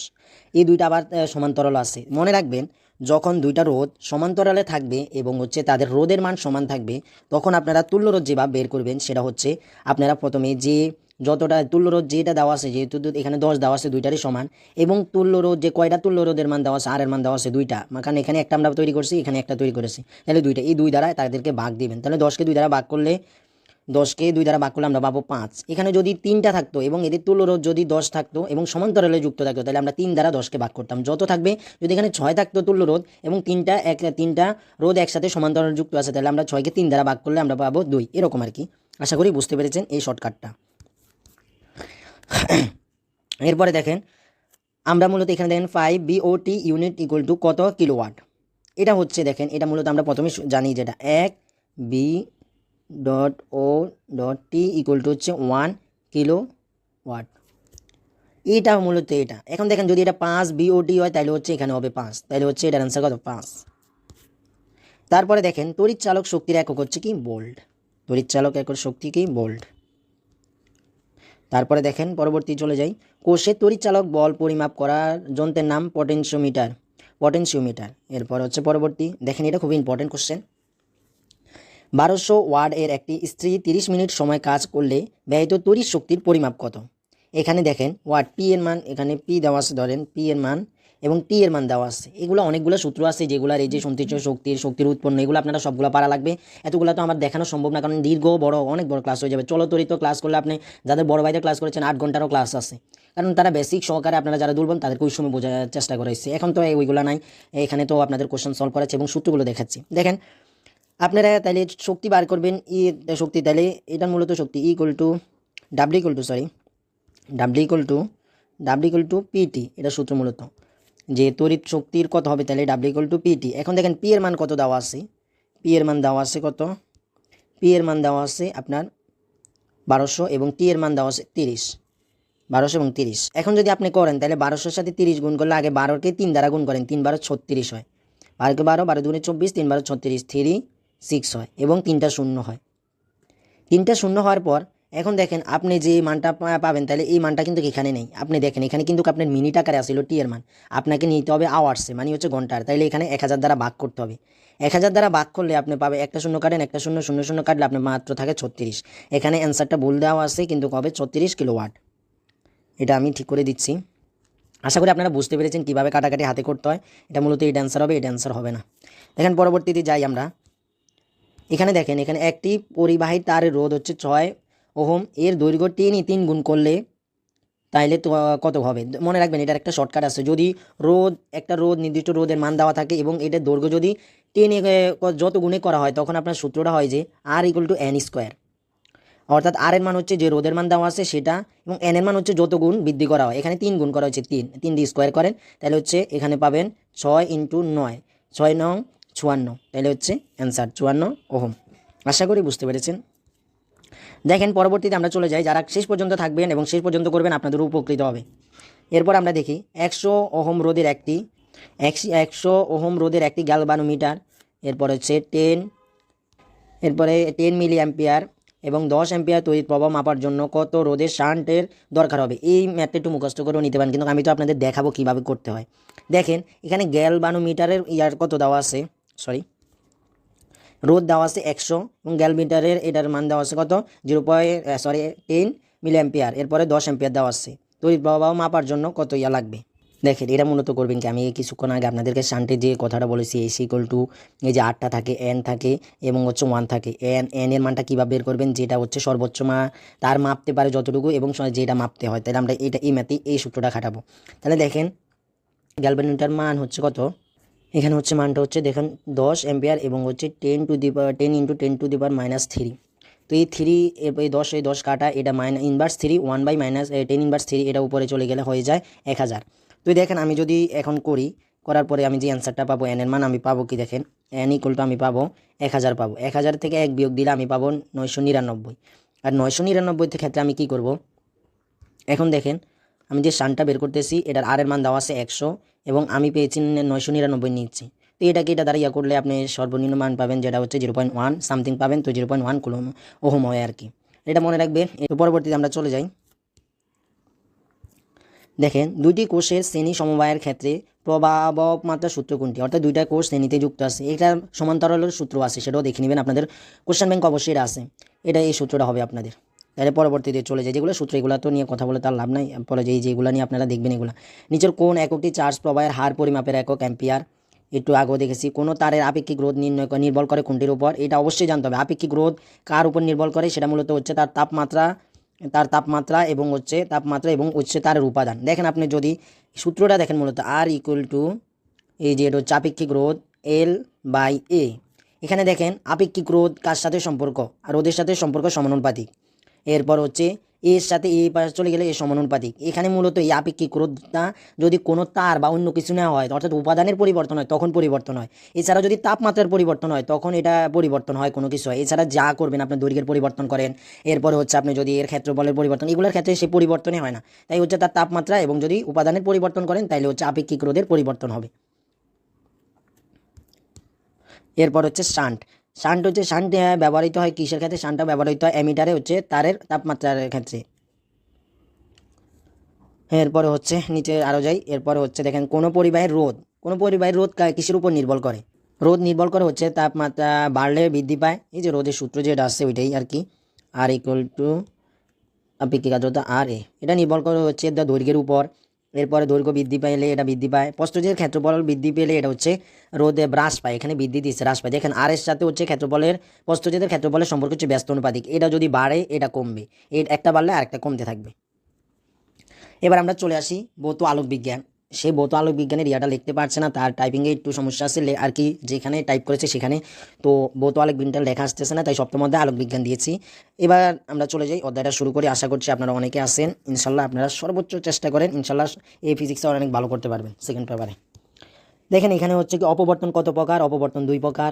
তারপর হচ্ছে নিচের কোন বর্ণের আলোর তরঙ্গ দৈর্ঘ্য বেশি? দেখেন আমি আপনাদের কিন্তু আমার একটা নোট ক্লাস শেয়ার করেছি, এখন দ্বিতীয় ক্লাসটা আছে সেটাও দিব। সেটার মধ্যে কিন্তু আপনার এই তরঙ্গ নিয়েও আলোচনা ছিল। এটা একটা গুরুত্বপূর্ণ প্রশ্ন। এই দেখেন এটা হচ্ছে হলুদ, তরঙ্গ দৈর্ঘ্য বেশি হচ্ছে হলুদের। এখন কিভাবে? এখানে বেগুনি আছে, হলুদ আছে, আসমানি আছে, নীল আছে। এটা মনে রাখবেন, বেনিয়া সহ কলা। বেনিয়া মানে বেগুন, বেনিয়া সহ কলা। যদি আমি এখানে লিখতে পারছি বে নি আ স হ স হ ক লা, এটা বেগুনি নীল। এখানে দেখেন বেগুনি, নীল, এরপরে আসমানি, এরপরে সবুজ, হলুদ, কমলা, এরপরে লাল। মনে রাখবেন এই দিক থেকে বাম থেকে যত ডানে যাবে তত এর তরঙ্গ দৈর্ঘ্যটা বৃদ্ধি পাবে, তরঙ্গ দৈর্ঘ্য বৃদ্ধি পাবে। কিন্তু এর কম্পাঙ্ক, শক্তি এগুলো কমতে থাকবে। আবার যখন ডান থেকে এরা বামে আসবে তখন এদের তরঙ্গ দৈর্ঘ্যটা কমতে থাকবে, কিন্তু এদের কম্পাঙ্ক মানে ফ্রিকোয়েন্সি, তারপরে হচ্ছে শক্তিটা বৃদ্ধি পাবে। তো এখানে বলছে কি যে নিম্নের কোন বর্ণের আলোর তরঙ্গ দৈর্ঘ্য বেশি, অর্থাৎ এদিক থেকে ওইদিকে বাম থেকে ডান যত যাবেন তত। এখানে দেখেন কি কি আছে, বেগুনি, বেগুনি সবচেয়ে বামে, এটা হবে না। তারপর আছে হলুদ, হলুদ হচ্ছে এখানে, এই যে হলুদ। এরপর আছে আসমানি, হলুদের আগে আসছে আসমানি, মানে এটা তরঙ্গ দৈর্ঘ্য একটু কম। এরপর আছে নীল, নীলের তো আরও কম, তাইলে একমাত্র হলুদে হচ্ছে ডানে বেশি সর্বোচ্চ, তাই হলুদের এটা হবে অ্যান্সার হলুদ। আশা করি বুঝতে পেরেছেন। এটা অবশ্যই পারতে হবে আপনাদের। এটা যদি আপনাদের ওই যে গামা, এক্স রে, ইউবি, দৃশ্যমান, আইআর, মাইক্রোওয়েভ, রেডিওওয়েভ এগুলোও থাকতো, এগুলো আপনাদের পারা লাগতো। এই যে ডান থেকে বামে গেলে, বাম থেকে ডানে গেলে একই হিসাবে। পরবর্তীতে কোশ্চেনটা আমরা দেখি, ইয়াংয়ের দ্বিচির পরীক্ষার একটি চির বাদ দিলে কোন আলোকীয় ঘটনার ঘটে অপবর্তন ঘটে? এরপরে দেখেন কোন তরঙ্গের কম্পাঙ্ক সর্বাধিক? এই একটু আগে বলেছি যেগুলো, এখানে আপনাদের গামারটা পারতে হবে। প্রথম হচ্ছে আপনাদের গামা থাকে, পরে এক্স রে, পরে হচ্ছে ইউবি মানে অতি বেগুনি, এরপরে ভিজিবল মানে দৃশ্যমান, আইআর, এরপরে হচ্ছে মানে আইআর, এরপরে হচ্ছে আইআর মানে অবলোহিত, এরপরে মাইক্রোওয়েভ, এরপরে রেডিওওয়েভ। এগুলার বাম থেকে এগুলার এগুলার যত বাম থেকে ডানে যাবে তত তরঙ্গ দৈর্ঘ্য বৃদ্ধি পায়, আর কম্পাঙ্ক হচ্ছে সর্বাধিক হয় যত যেটা সবচেয়ে বামে থাকে। এখানে দেখেন সবচেয়ে বামে হচ্ছে গামা থাকে, তারপরে হচ্ছে এক্স রে থাকে, তারপরে হচ্ছে অতিবেগুনি থাকে, তারপরে হচ্ছে দৃশ্যমান থাকে, তারপর অবলোহিত, তারপরে মাইক্রোওয়েভ এগুলা থাকে। এখানে সবচেয়ে যেহেতু বামে, কম্পাঙ্ক কিন্তু সবচেয়ে বেশি গামার, আর তরঙ্গ দৈর্ঘ্য সবচেয়ে কম গামার, আবার কিন্তু আপনার শক্তি সবচেয়ে বেশি গামার। আশা করি বুঝতে পেরেছেন। পরবর্তী কোশ্চেন সেটা হচ্ছে দশা পার্থক্য ও পথ পার্থক্যের অনুপাত কত? দশা পার্থক্যের সূত্রটা আপনাদের দেখতে হবে। দশা পার্থক্যের সূত্র, এখানে ধরেন দশা পার্থক্য লিখলাম। দশা পার্থক্য লেখার পরে এরপরে হচ্ছে 2π/ল্যামডা, ল্যামডা ইন্টু পথ পার্থক্য হয়, পথ পার্থক্য। এখানে দশা দশা দশা মূলত এটা দশা থাকে। তো এই দশা পার্থক্যগুলো 2π/ল্যামডা, এটার হচ্ছে অনুপাত হচ্ছে 2π/ল্যামডা, ল্যামডা। এখানে দশা হচ্ছে 2π/ল্যামডা। তো হচ্ছে আপনাদের এটা দেখবেন। এরপরে হচ্ছে এখানে আপনাদের বলতে পারে দশার মান দিয়ে দিতে পারে, পথ পার্থক্য নির্ণয় করতে পারে। এরপরে পথ পার্থক্যের মান দিয়ে আপনাদের দশা পার্থক্য নির্ণয় করতে বলতে পারে। মানগুলো পারতে হবে, এই দশা পার্থক্য থেকে একটা আসে ইনশাল্লাহ। পরবর্তীটা দেখেন, একটি তরঙ্গের দুইটি বিন্দুর মধ্যবর্তী দশা পার্থক্য হচ্ছে কত? এই যে বলেছিলাম এটা ম্যাথও দিয়ে দিয়েছে একটা। দশা পার্থক্য দেওয়া আছে 3 ল্যামডা 3π, এরপরে হচ্ছে পথ পার্থক্য নির্ণয় করতে বলছে। তো এদের দেখেন পথ পার্থক্য, প্রথমে তো দশা, এরপরে হচ্ছে 2π/ল্যামডা, ল্যামডা, এরপরে হচ্ছে পথ পার্থক্য। পথ পার্থক্যের মান আপনাকে বের করতে বলেছে পথ। এখন পথ পার্থক্যের মান বের করতে বলেছে, আপনার 3π দেওয়া আছে, 3π-এর সাথে আমরা ল্যামডাটা গুণ হবে ওই পাশে গিয়ে, এবং 2π ইন্টু পথ পার্থক্য থাকবে। পথ পার্থক্য থাকার পরে দেখেন পথ পার্থক্য তো থাকলো, পথ পার্থক্য থাকলে 3π ইন্টু ল্যামডা এটা হচ্ছে 2 পাই নিচে চলে আসবে, আসার পরে এই পাই পাই কাটা, তাহলে থাকবে শুধু 3, যেটা এখানে অ্যান্সারটা মনে নাই, এখানে অ্যান্সারটা নাই, এখানে মূলত হবে 3 λ/2। এখানে মূলত অ্যান্সার হবে, আমি লিখে দিচ্ছি, এখানে মূলত অ্যান্সারটা হবে, এখানে মূলত অ্যান্সারটা হবে 3 λ/2 অ্যান্সার। ঠিক আছে, আশা করছি বুঝতে পেরেছেন। এরপরে পরবর্তীতে আমরা যাই, সেটা হচ্ছে কি আলোক তরঙ্গ দৈর্ঘ্যের ক্ষেত্রে কোন ক্রমটি সঠিক। আলোর তরঙ্গ দৈর্ঘ্যের ক্ষেত্রে, তরঙ্গের দৈর্ঘ্যের ক্ষেত্রে বলেছে, অর্থাৎ আলোর তরঙ্গ দৈর্ঘ্য এখানে বৃদ্ধি সবচেয়ে বেশি হয় কোনটাতে, বৃদ্ধি পায় বেশি, সবচেয়ে বেশি হয় দেখেন লালে, তারপরে ইয়েলো মানে হলুদে, এরপর হচ্ছে বেগুনিতে।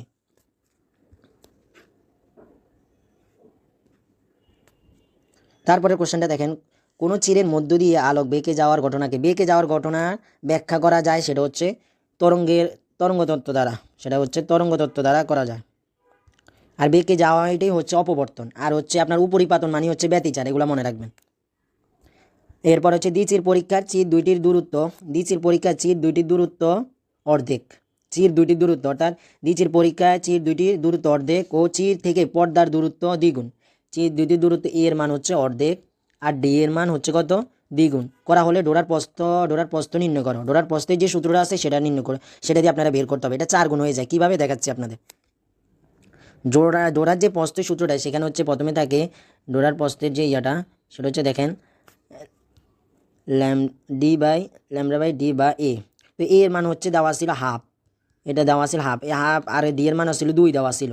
এই 2, এ দেখেন এখানে 2, এটা প্রস্থের ক্ষেত্রে এখানে 2 থাকে আর কি। তো এই যে এ এর মান হচ্ছে 2 আসলে, এই 2টা উপরে যখন চলে যাবে নিচের থেকে, তখন এটা 2 এর সাথে 2 গুণ করলে এটা গুণ হয়ে যাবে, 4 গুণ হয়ে যাবে মোট। আশা করি বোঝাতে পেরেছি, কারণ হচ্ছে এখানে দেখেন ডোরার প্রস্থের সূত্রটা হচ্ছে d/λ/2a। এই 2a সম্পূর্ণটাই মূলত হচ্ছে ইয়ার মান, দুইটা চিরের দূরত্বের মান। তো দূরত্বের মান দেওয়া আছে কত, হাফ দেওয়া আছে। এই হাফ যখন দেওয়া আছে, এটা হাফ দেওয়া ছিল, আর এখানে 2 এর মান, ডি এর মান 2 দেওয়া ছিল, এইটা উপরে চলে গেলে তখন 2 এর সাথে গুণ হয়, যেটা হয়ে যায় 4। এরপরে দেখেন তড়িৎচুম্বকীয় তরঙ্গের সৃষ্টির উৎস হলো কোনটি, গতিশীল চার্জ। তারপরে আলোর তরঙ্গের তির্যক, বানান ভুল করছে, প্রকৃতি জানা যায় যে প্রক্রিয়া, তা হলো সমবর্তন। এরপরে একটি তরঙ্গের দুইটি বিন্দুর মধ্যে দশা পার্থক্য পথ পার্থক্য π/4, দশা পার্থক্য কত, তাহলে দশা = 2π/λ ইন্টু পথ পার্থক্য π/4 দেওয়া আছে। তাহলে কাটেন, এই যে 2 4 দ্বারা কাটেন 2 থাকে, তাহলে ল্যামডা আর ল্যামডা কাটাকাটি, তাহলে হচ্ছে কত থাকে, π/2 থাকে, তাহলে এই যে অ্যান্সার। এটার ক্ষেত্রে আরেকটা আমি আপনাদের দেখিয়ে দিচ্ছি আমার ওই নোট খাতার ক্লাসটাতে, অনেকে যদি ক্লাসটা মিস করে থাকেন ক্লাসটা করে নেবেন, এখানে অনেক গুরুত্বপূর্ণ প্রায় 300 কোশ্চেনের মতো আপনাদের ক্লাস করাবো। এক পার্ট শেষ হয়েছে, বাকিটা ইনশাল্লাহ কিছুদিনের মধ্যে, পরীক্ষার আগে 2-3 দিন আগেই শেষ করবো আপনাদের ইনশাল্লাহ সব কিছু। তাহলে এখানে π/2 মনে রাখবেন, এটার হচ্ছে π/2 হয়। এরপরে হচ্ছে আমরা পরবর্তী দিই, সেটা হচ্ছে ইয়াং এর দ্বিচির পরীক্ষার পরপর দুইটি উজ্জ্বল ডোরার মধ্যবর্তী দূরত্বের সূত্রটা কি, সেটা হচ্ছে λ/d/a। এটা এখানে মনে হয় ইয়াটা দেওয়া নাই, সূত্রটা মূল সূত্রটা দেওয়া নাই, সেই কারণে এখানে লিখে দেওয়া রাখছে আর কি। এটাই মূলত সূত্র ডোরার মধ্যবর্তী দূরত্ব, আর পোস্তের ক্ষেত্রে হইব এখানে 2 হয়ে যাবে আর কি পোস্তের ক্ষেত্রে। তো আমরা পরবর্তী চলে যাই, এখানে এগুলা দাগ দিয়ে দিই, এগুলা মূলত অ্যান্সার নাই। এরপরে হচ্ছে নিম্নের কোন ক্যালাসটি দৈত্য প্রতিসারক ক্যালাস, সেটা হচ্ছে কোয়ার্টেজ হচ্ছে সেটা কোয়ার্টেজ। এরপরে হচ্ছে আপনাদের একটি তরঙ্গে দুইটি বিন্দু দশা পার্থক্য π/2 বিন্দুতে পথ পার্থক্য কত, আশা করি এগুলো আপনাদের করবেন, SW এগুলো আপনাদের। পরবর্তী দেখেন, কোন তরঙ্গটির পোলারায়ন সম্ভব নয়, মনে রাখবেন এটা আপনাদের গতবার মনে জিএসটিতে এসেছে, পোলারায়ন সম্ভব নয় হচ্ছে শব্দ তরঙ্গের। এরপরে হচ্ছে হাইগেন্সের আলোক তত্ত্বের সাহায্যে ব্যাখ্যা করা যায় কোনটি। হাইগেন্সের, আমি আমার ওই যে নোট খাতার মধ্যে এগুলো সবগুলো দেওয়া আছে, কোন বিজ্ঞানের তত্ত্বের দ্বারা কোনটা করা যায়। হাইগেন্সের দ্বারা প্রতিফলন, ব্যতিচার, এরপরে প্রতিসরণ সব করা যায়, কিন্তু সমবর্তন করা যায় না হাইগেন্সের আলোকে। দেখেন আমরা পরবর্তীতে যাই, সেখানে আছে তড়িৎ চুম্বকীয় তরঙ্গ ধর্ম হলো কোনটি, সেটা হচ্ছে অনুপ্রস্থ তরঙ্গ, এবং হচ্ছে কি ই ভেক্টর এবং বি ভেক্টর পরস্পরের লম্ব হয়। পরবর্তী কোশ্চেন, ব্যতিচারের ক্ষেত্রে ব্যতিচার মনে রাখবেন উপরিপাতন, যে একটা সংজ্ঞা যদি দেওয়া থাকে, নিচে অনেক অপশন থাকে, যে অপশনের মধ্যে যদি ব্যতিচার দিবেন তখনই যখন উপরিপাতন থাকবে সংজ্ঞার মধ্যে। দেখেন পরবর্তী ব্যতিচারের ক্ষেত্রে হচ্ছে কি অন্ধকার ডোরাগুলোতে আলো থাকে না, এরপরে হচ্ছে উজ্জ্বল ডোরাগুলোতে উজ্জ্বলতার সমান থাকে। পরবর্তী কোশ্চেন, গ্রেটিং ব্যবহৃত হয় কোনটিতে, সেটা হচ্ছে আলো তরঙ্গ দৈর্ঘ্যের নির্ণয়ের ক্ষেত্রে তরঙ্গ দৈর্ঘ্যের সাপেক্ষে 1 এবং 3, এগুলো দেখে নেবেন। কেন্দ্রীয় চরম থেকে এত সেন্টিমিটার দূরে একটি ক্রোম বিন্দুর উজ্জ্বল ডোরার দেওয়া আছে। এগুলা অনেক বড় ম্যাথ, এটা আপনাদের করা লাগবে না, এটা করা লাগবে না, কিন্তু আপনাদেরকে বলে রাখি করা লাগবে না, ঠিক আছে। এখানে যে সূত্রগুলো আছে, অবমের সূত্র, চরমের সূত্র, এত সেন্টিমিটার দেওয়া থাকে, এরপরে যে মানগুলো বের করতে দেয়, এরপরে বিস্তারের মান মানে থিটার মান বের করতে পারে, যে সূত্রগুলো আছে ভৌত আলোক বিজ্ঞানের, এগুলো সম্পূর্ণ শেষ করবেন। আজান দিচ্ছে, একটু অফ যাই। তো সূত্র যেগুলো বলছি এই ভৌত আলোক বিজ্ঞানের ওই সূত্রগুলো আপনারা অবশ্যই দেখবেন। তারপরে দেখেন তরঙ্গটির নিচের কোন প্রকার, তরঙ্গটি নিচের কোন প্রকারের অবলোহিত, এটা হচ্ছে ওই সূত্রটা, এটা হচ্ছে মূলত মনে হয় বহুপদী যেগুলো আছে ওইগুলোর মধ্যে দেওয়া ছিল, এটা বাদ, এটা বাদ। এরপরে হচ্ছে কোশ্চেন পরেরটা, আমরা পরবর্তী আরেকটা অধ্যায় চলে যাই, আধুনিক পদার্থবিজ্ঞানের সূচনা। এখান থেকে যে ম্যাথগুলো আছে আপনাদের, এই ম্যাথগুলো বারবার এসে থাকে, আপনারা কোশ্চেন ব্যাংক অবশ্যই এই অধ্যায় করবেন। এই অধ্যায়ের থেকে যারা কোশ্চেন ব্যাংক করবে না, এখান থেকে একটা তো অবশ্যই থাকবে, তারা অবশ্যই এটা পারবে না, আমি আশা করছি কোশ্চেন ব্যাংক যদি ভালো করে না করেন। পরবর্তী এই কোশ্চেনটা আমরা দেখি 0.8 সি বেগে গতিশীল, সি মানে হচ্ছে আলোর বেগ, গতিশীল একটি রকেটের অবস্থার দৈর্ঘ্য ও স্থির দৈর্ঘ্যের, এদের মধ্যে দৈর্ঘ্যের কি কত গুণ সেটা দেখেন। এই 0.8 যখন 0.8 থাকবে তখন তার হচ্ছে কি হয় 0.6, যখন 0.6 থাকে তখন হয় 0.8। এগুলার আরও কতগুলো আছে সে, এরপরে যেগুলো আছে আমি একটু লিখে দিই। এরপরে হচ্ছে আমি আপনাদের বলে দিচ্ছি যে এরপরে হচ্ছে আপনাদের 1.8 ইন্টু 10⁸ যদি থাকে তাহলে সেটা হয় আপনার, এই যে এটা আমি কোনটা বলছি অনেকে হয়তো বুঝছেই না, আগে দেখাই দিই। এটা হচ্ছে আপনাদের যে এখানে, সেটা হচ্ছে এখানে যেহেতু দৈর্ঘ্যটা চেয়েছে, এই গতিশীল দৈর্ঘ্যের সূত্রটা হচ্ছে L=L0√1 - b/c² এই সূত্রটা, এটার হচ্ছে যেটা আছে এটার মানটা মূলত থাকে আর কি। যদি আপনি এইরকম থাকে 0.8 বেগে যদি চলে আলোর বেগে, তখন আপনি এই মানটা তো হাতে করতে পারবেন না, তখন আপনি 0.8 থাকলে ডাইরেক্ট 0.6 বসাতে পারবেন, বা যে 1.8 ইন্টু 10⁸ থাকলে আপনি বসাতে পারবেন 0.8 বসাতে পারবেন। এছাড়া হচ্ছে আবার যদি থাকে দেখাই 2 যদি থাকে 2.4, যদি 2.4 ইন্টু 10⁸ থাকে তখন আপনি এই মানগুলাটা বসাইতে পারবেন কত, তখন 1 থাকলে যেটা তখন আপনি বসাতে পারবেন 0.6, এগুলো আপনি বসাতে পারবেন। তো এখানে 0.8 যেহেতু দেওয়া আছে এবং অবস্থার দৈর্ঘ্য স্থির দৈর্ঘ্যের হচ্ছে 0.6 গুণ হয়ে থাকে। পরবর্তীটা আমরা দেখি, সেটা হচ্ছে কি একটি রকেট কত দ্রুতিতে চললে এর দৈর্ঘ্য আদি দৈর্ঘ্যের 1/4 হবে। অর্থাৎ এটা ম্যাথটা একটু বড় আছে, এটা আলোর বেগের কাছাকাছি যায়, এটা হচ্ছে যেহেতু দেখা যাচ্ছে এটা আলোর বেগের কাছাকাছি মান, এটা আপনারা বের করবেন এই সূত্র দিয়ে। কোন সূত্র এটা দেখেন, দৈর্ঘ্যের ক্ষেত্রে আপনারা বের করবেন বেগের সূত্রটা, আমি দৈর্ঘ্যের ক্ষেত্রে লিখে দিই। এই যে b=√1 - L/L0² এই সূত্রটা। এখানে হচ্ছে কি বলা হয়েছে কি কত দ্রুতিতে মানে কত বেগে চললে দৈর্ঘ্য আদি দৈর্ঘ্যের 1/4 হবে। অর্থাৎ হচ্ছে কি এখানে তাহলে 1/4 হবে মানে হচ্ছে আদি, মানে হচ্ছে যেটা হচ্ছে এটা হচ্ছে আদি, আর এটা হচ্ছে কি এটা হচ্ছে আদি বেগের, এটা মূলত আসবে কি দেখাই দিই 1 - 1/16 হয়ে যাবে। কারণ হচ্ছে কি আপনার যখন স্কোয়ার আসে না, স্কোয়ার থাকলে তখন এরকম হয়ে যাবে, তখন এটাকে আপনাকে সব কিছু করে তখন মান বের করতে হবে। সূত্রটা এখানে মূলত হচ্ছে b = এই যে সূত্রটা দেখলেন, এখানে আবার আপনারা c দিয়ে দিবেন, এখানে মূলত cও আছে, তখন এই যে মানটা পাবেন একটু করার পরে গুণ করা যা পাবেন তা আলোর বেগের সাথে গুণ করলে আপনারা পাবেন 2.90 ইন্টু 10⁸ মিটার/সেকেন্ড, অর্থাৎ এত বেগে যায়। সূত্রটা আশা করি লিখতে পেরেছেন। আপনার দৈর্ঘ্যের ক্ষেত্রে একটা সূত্র হয়ে যায় এবং হচ্ছে সময়ের এবং বরের ক্ষেত্রে সূত্রটা বেগের একই।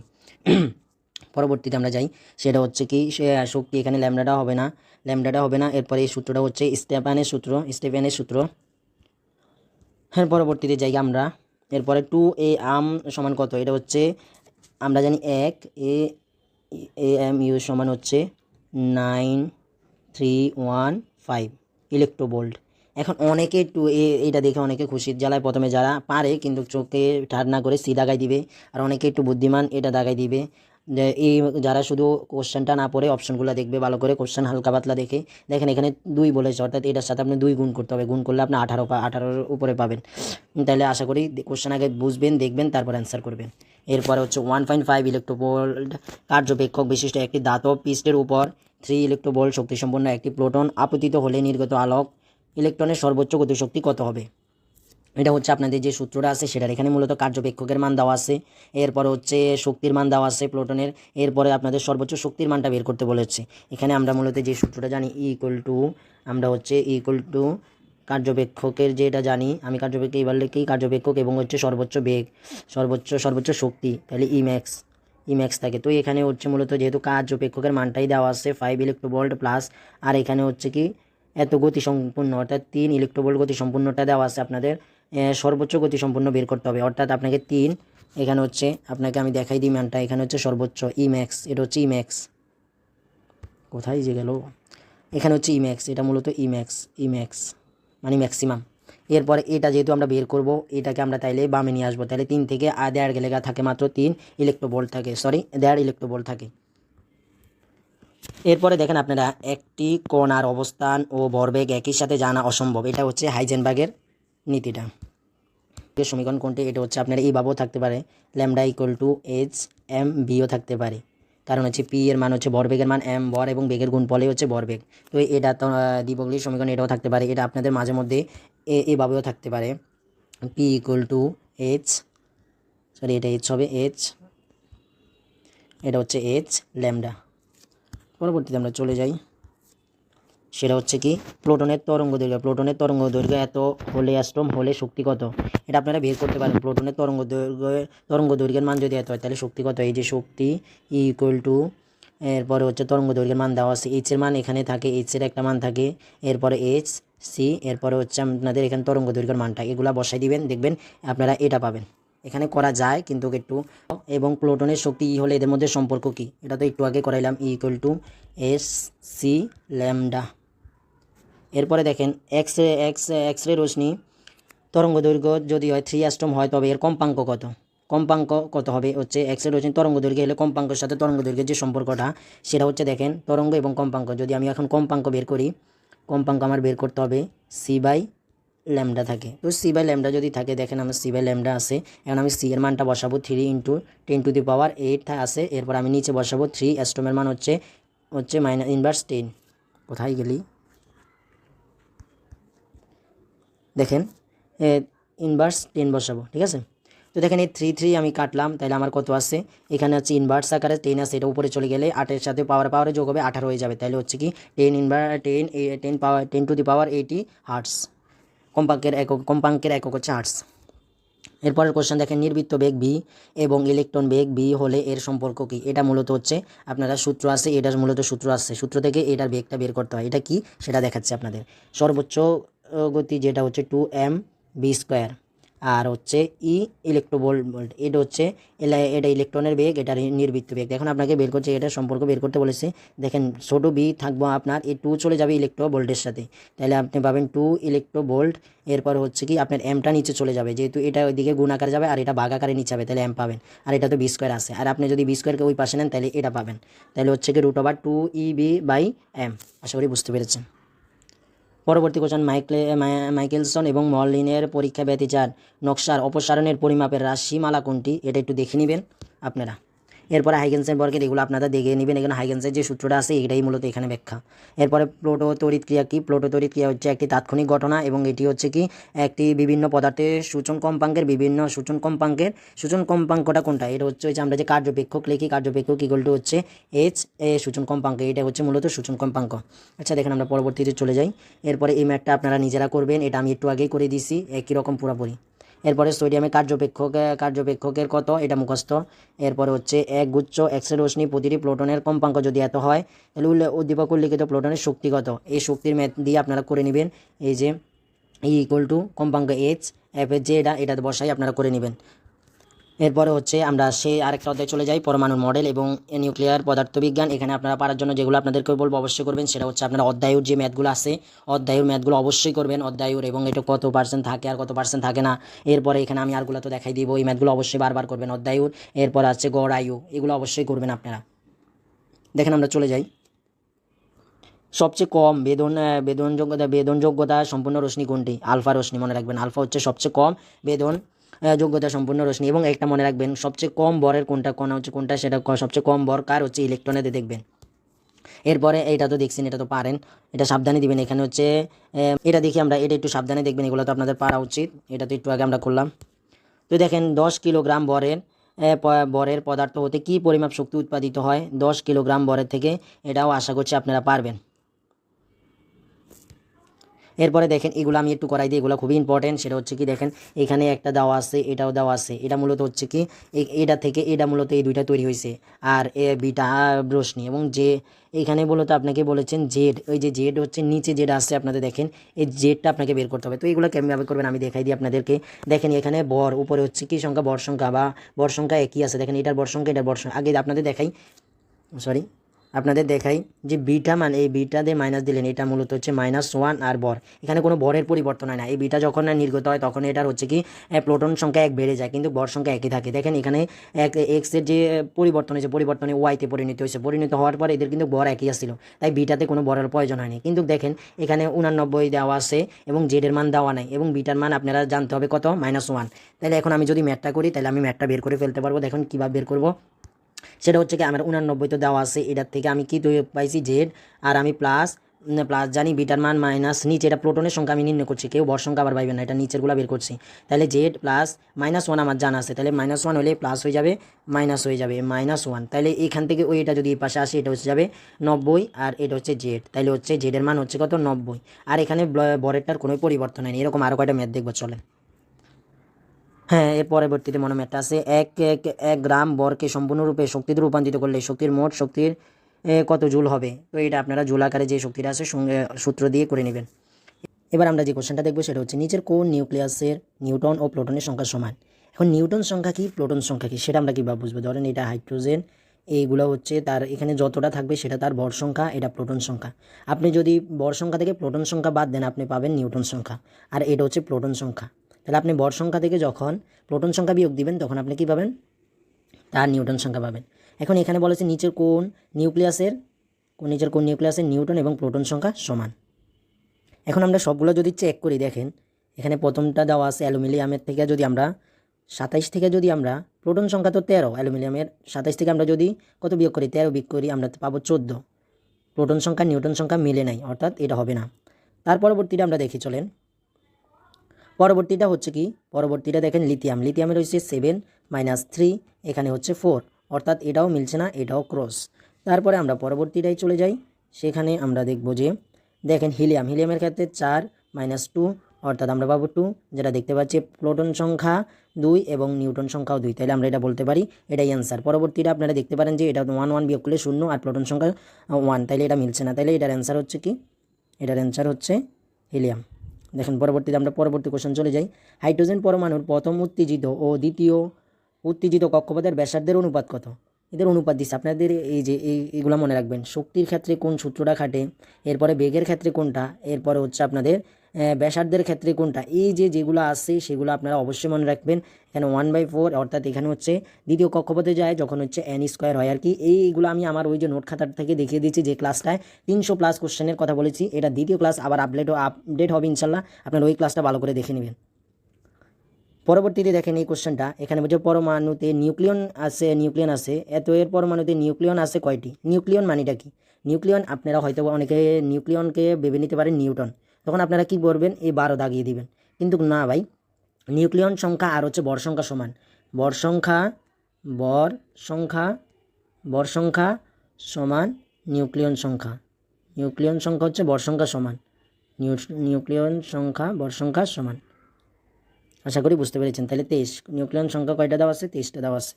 এরপর আমরা পরবর্তী চলে যাই চিত্রে।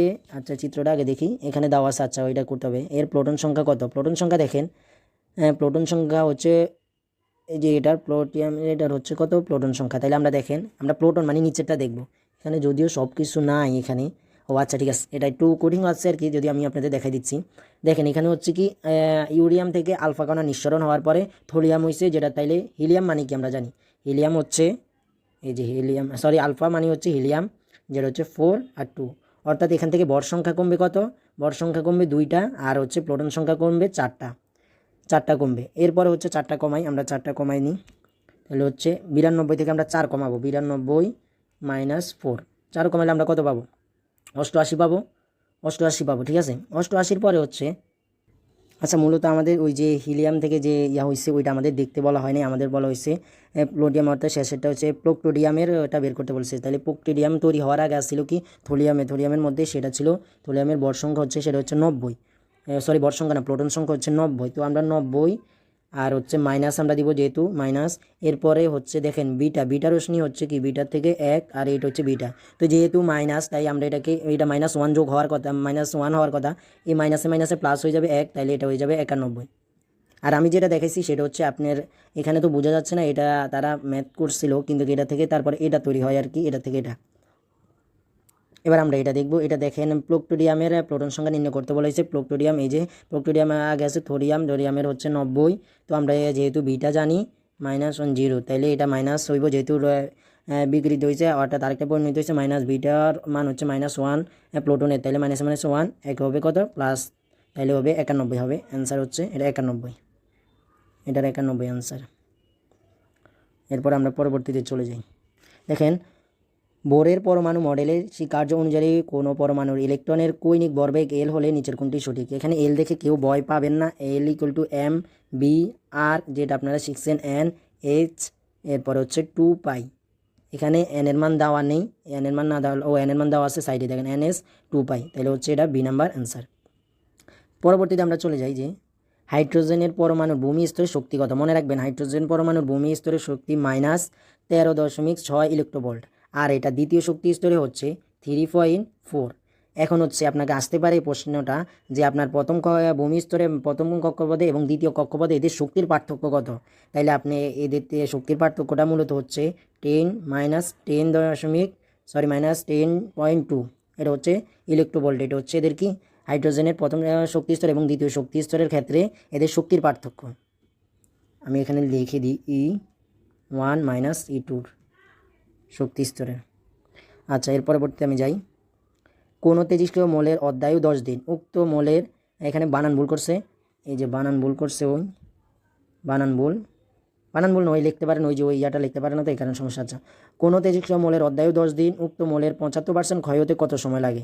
দেখেন উক্ত মৌলের 75% ক্ষয় হতে, তাইলে হচ্ছে আপনি দেখেন 100 - 75, এরপরে হচ্ছে 100, তাইলে এখান থেকে 25/100 থাকে, 25 কাটলে 4 থাকে, 1/4 হয়। আচ্ছা, এগুলো কেটে দিই, তাহলে দিন শেষে থাকলো কি 1/4, এখন হচ্ছে কি 1/4, আপনার আসছে 1/4, তাইলে আর আপনার ক্ষয় হতে সময় লাগে, আপনার সময় বার কিন্তু তার অক্ষত অবস্থায় থাকে আর মাত্র 1/4। এখন দেখেন অধ্যায়ুর ক্ষেত্রে দেখেন আমি যেভাবে করে থাকি আর কি, আমি করে থাকি দেখেন অধ্যায়ু মাত্র 10 দিন দেওয়া, অধ্যায়ু এভাবে একটা দাগ দিয়ে আমি 2টা ঘর করি। এরপর আমি দেখি যে অধ্যায়ু কত দিন, অধ্যায়ু মানে হচ্ছে 1/2, তো অর্ধেক দিনে যদি 10% অধ্যায়ু হয় 10 হয়, এরপরে হচ্ছে আপনি এটাকে 1/2 দ্বারা আবার গুণ করেন, কারণ হচ্ছে 1/2 দ্বারা আরও গুণ করতে থাকবেন। এ দেখেন অধ্যায়ু উক্ত পার্সেন্ট আমি কিন্তু কত পেয়েছি, অক্ষত অবস্থায় 1/4 পেয়েছি, এরপরে হাফ দ্বারা আমি আবার গুণ করলে পাবো কত 1/4, আর এটাকে যেহেতু হাফে 10 দিন হয়, এরপরে আরও হাফে গুণ করলে কত হবে, 10 গুণ করলে হাফ পেয়েছি, যেহেতু আমি হাফে 10 দিন অধ্যায়ু, এরপর আরেক হাফ মানে অধ্যায়ু আরও হাফে 10 দিন, তাহলে যদি আমি যোগ করি তাহলে আমি পাই 20 দিন, অর্থাৎ হচ্ছে কি 1/4 হয় 20 দিন, আর অধ্যায়ু মূলত হচ্ছে 10 দিন, আর হচ্ছে এটার অক্ষত অবস্থায় পাওয়ার জন্য সময় লাগে আর ক্ষয় হতে সময় লাগে মাত্র 20 দিন। ঠিক আছে, আশা করি বুঝতে পারছেন। আর আমি এইভাবে করে থাকি, যে মানটা বের করি, বের করার পর যে অক্ষত অবস্থায় বা ক্ষয় হতে যে ক্ষয় হয়েছে যতটুকু, তার অধ্যায়ু যত দিন দেওয়া থাকবে, আর আমি যেটা পেয়েছি এটার গুণ করতে থাকবো, অধ্যায় 1/2 দ্বারা গুণ করতে থাকবো, যতক্ষণ পর্যন্ত আমি যেটুকু অধ্যায়ু অর্থাৎ ক্ষয়প্রাপ্ত হওয়া পেয়েছি সেগুলো বের করবো, সেটা পর্যন্ত গেলে এবং তার দিন যতদিন পাবো ততদিনই অ্যান্সার বসাই। আসলে এটাই অ্যান্সার হয়, এটাই শর্টকাটে করা যায়। এরপরে দেখেন এখানে অনেক হিজিবিজি হয়ে গেছে, হিজিবিজি। আচ্ছা, পরবর্তীতে যান। পরবর্তীতে রেডিয়ামের গড় আয়ু এবং অধ্যায়ুর অনুপাত হচ্ছে 1/1:44, এটা হচ্ছে মুখস্থ করে নেবেন। এটা মুখস্থ না, এটা যদি আপনাদের গড় আয়ু এবং অধ্যায়ুর যে অনুপাতটা, অর্থাৎ এদের যে সম্পর্কটা থেকে এটা তৈরি করা হয়। এখন সম্পর্কটা কি তাইলে ভাই একটু দেখা দিলে ভালো হয়, তাহলে দেখা দিচ্ছি। দেখেন এটা সম্পর্ক হচ্ছে কি অধ্যায়ু ইকুয়াল টু হচ্ছে লন 2 ইন্টু আর হচ্ছে গড় আয়ু, এটা এদের সম্পর্ক। এখন দেখেন এখানে কি বলা হয়েছে, এখানে বলা হয়েছে রেডিয়ামের গড় আয়ু ও অধ্যায়ুর সম্পর্ক, এখন গড় আয়ু অধ্যায়ুর অনুপাত আমরা বের করব। অনুপাতটা বের করব কিভাবে, দেখেন আমি অধ্যায়ু যেহেতু আগে গড় আয়ু বলছে, তাইলে আমি কি করব, গড় আয়ু বলছে গড় আয়ু উপরে রাখবো, গড় আয়ু এবং অধ্যায়ুটা নিচে রাখলাম, এখানে হবে 1/ln2। হিসাব করে দেখেন, আশা করছি এটাই অ্যান্সার আসবে। তো চলেন আমরা পরবর্তী কোশ্চেনে চলে যাই। নিচের কোন নিউক্লিয়াসের প্রোটন ও নিউট্রন সংখ্যা সমান, ওই যে আপনাদের যেটা করাইছি এটা SW দিয়ে দিলাম, আপনারা করে নেবেন, এটা স্ক্রিনশট নিয়ে নিতে পারেন, SW করে আমাকে টেলিগ্রাম গ্রুপে জানাতেও পারেন। টেলিগ্রাম গ্রুপে তো জানাতে পারবেন না, আপনারা ইয়াতে জানাই, প্রয়োজন হলে ইমেলে জানাই দিবেন। এরপরে দুর্বল নিউক্লিয় বল সৃষ্টি হয় কোন সময়, এটা আপনারা আমাকে বলবেন। এটাও SW, এটা আমি গত ক্লাসে করাইছি, ঠিক আছে? আপনারা এটা অবশ্যই বলবেন, এটা খুবই সহজ। এটা দুর্বল নিউক্লিয় বলের ক্ষেত্রে। এরপর মহাকর্ষ বলের ক্ষেত্রে কোনটা যে কোনটা নির্গত হয়, এদের কণিকা কোনটা, এদের হচ্ছে কি, এদের বাহক কোনটা, মহাকর্ষ বল, সবল বল, তড়িৎ চৌম্বক বল, এগুলো সবগুলোর আপনারা পারেন আশা করছি যারা মেডিকেলে পড়েন, মেডিকেলের এক্সাম দিয়েছেন। বোরের স্বীকার্য অনুযায়ী অনুমোদিত কক্ষপথের ইলেকট্রন কৌণিক, এগুলা যেগুলো বানান বলেছি এগুলো ইগনোর করলাম। ভরবেগ হলো কত, এই যে বোরের আমি একটু আগে এটা দেখাইছি, এটা আপনারাই আবার নিজেরা করবেন। SW দাগানো আছে আর কিসের SW। বোর পরমাণু মডেল দ্বারা ব্যাখ্যা করা যায় কোনটা, এগুলো সবগুলা বোর পরমাণু দ্বারা ব্যাখ্যা করা যায়। এরপরে হচ্ছে চৌম্বক ক্ষেত্র দ্বারা বিচ্যুত হয় না কোনটা, চৌম্বক ক্ষেত্র দ্বারা বিচ্যুত হয় না, মনে রাখবেন এক্স রে রশ্মি এবং গামা রশ্মি চৌম্বক ক্ষেত্র দ্বারা বিচ্যুত হয় না। এরপরে এটা খুবই ইম্পর্টেন্ট, এটা খুবই ইম্পর্টেন্ট, ভেরি ভেরি ইম্পর্টেন্ট। এরপরে এক্স রে হলো কি, এক্স রে যে ইয়াগুলো আছে, শর্তগুলো আছে, সেগুলো বই থেকে আপনারা পড়বেন, বই থেকে পড়বেন। দেখেন এরপর আমরা পরে দিয়ে যাই। হাইড্রোজেন পরমাণুর এত এবং এত শক্তি বিশিষ্ট শক্তিস্তর আছে। এখন হাইড্রোজেনের একটি ইলেকট্রন উচ্চ শক্তিস্তর থেকে নিম্ন শক্তিতে আপতিত হলে বিকিরিত রশ্মি তরঙ্গ দৈর্ঘ্য কত, এটা আমরা জানি কি E equal to S C lambda, যে আমরা জানি, এটা জানি ল্যামডা সি। এখন আপনাকে দুইটা শক্তিস্তর দেওয়া আছে, এখন তাহলে আপনি কি করবেন, এই যে আপনাকে আমি সমাধান বের করে দিচ্ছি, তখন আপনি এভাবে সূত্রটা লিখবেন। ল্যামডা তো এই পাশে চলে আসবে, ই নিচে চলে যাবে, এস তো থাকবে, এস সি থাকবে, ই যেহেতু দুইটা কক্ষপথের মান দেওয়া আছে E2 - E1, অর্থাৎ এদের মানগুলা শক্তির বিয়োগ করার পর যেটা পাবেন সেটা নিচে বসবে। আর এস এর মান তো জানেন 6.63 × 10⁻10 ইনভার্স 34, আর হচ্ছে আলোর বেগ হচ্ছে কত 3 × 10⁸। এরপরে যাই, এই তরঙ্গ দৈর্ঘ্য আলোক রশ্মি বর্ণালী কোন অংশ, অর্থাৎ ওই যেটা বাইর করবেন এটা কোন অংশের মধ্যে পড়েছে সেটা আপনারা ওইটা বের করে এই ম্যাথটা করে নেবেন।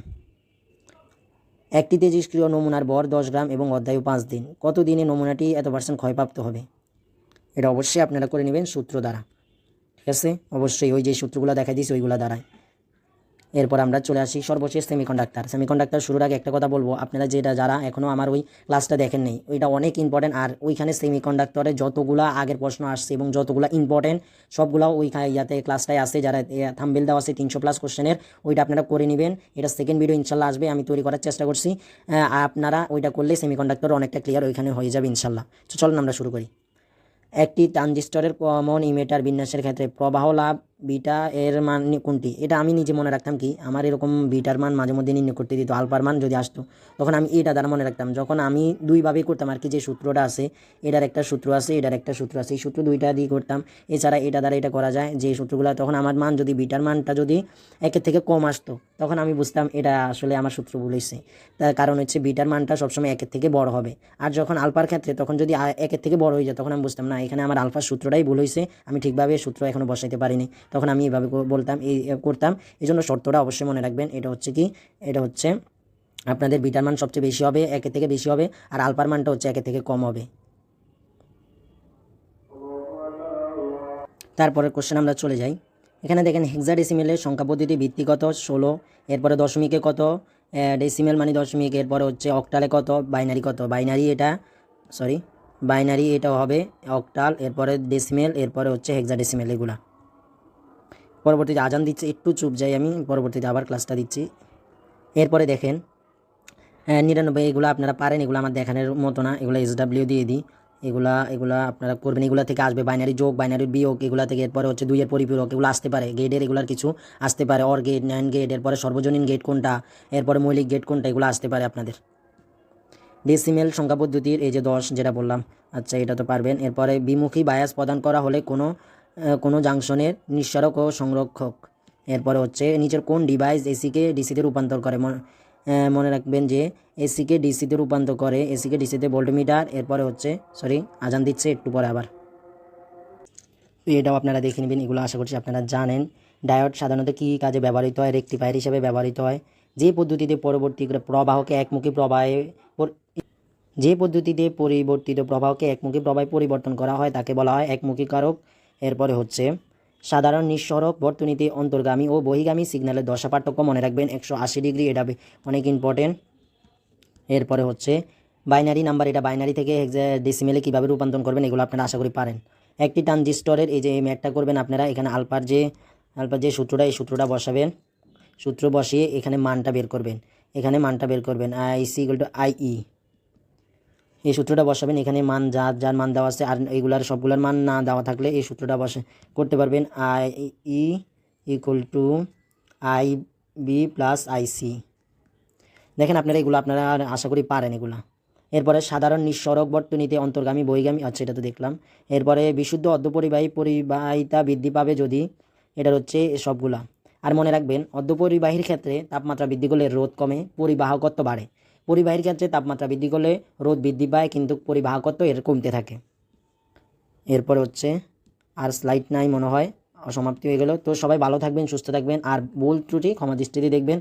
আর যারা এই পর্যন্ত আসছেন সবাইকে ধন্যবাদ। আর হচ্ছে যারা এটা ক্লাসের পর কোশ্চেন ব্যাংক সলভ করবেন, আশা করছি তারা অসংখ্যভাবে একটা ভালো রেজাল্ট করতে পারবেন। যে আপনার যদি প্রিপারেশনটা এবং বেসিকটা ভালো করতে পারেন, এই আমার ক্লাসটার পাশাপাশি আপনি যদি কোশ্চেন ব্যাংক ভালো করে সলভ করেন, কোশ্চেন ব্যাংক মুখস্থ করার মতো না, মুখস্থ করার মতোই না কোশ্চেন ব্যাংক মূলত হচ্ছে বুঝে করানো। আর আমার ক্লাসের পাশাপাশি যারা নিজেরা তাগিদে পড়বেন, আশা করি তাদের মনে হয় চান্স হবে না, উদয়ই নিজেরা কষ্ট করতে হবে, আরেকজনের উপর নির্ভর থেকে আসলে হচ্ছে আপনার নিজস্ব। তো ভালো থাকুন, সুস্থ থাকুন, আর রবের প্রতি বিশ্বাস রাখুন, ইনশাল্লাহ সফলতা আসবে। আসসালামু আলাইকুম।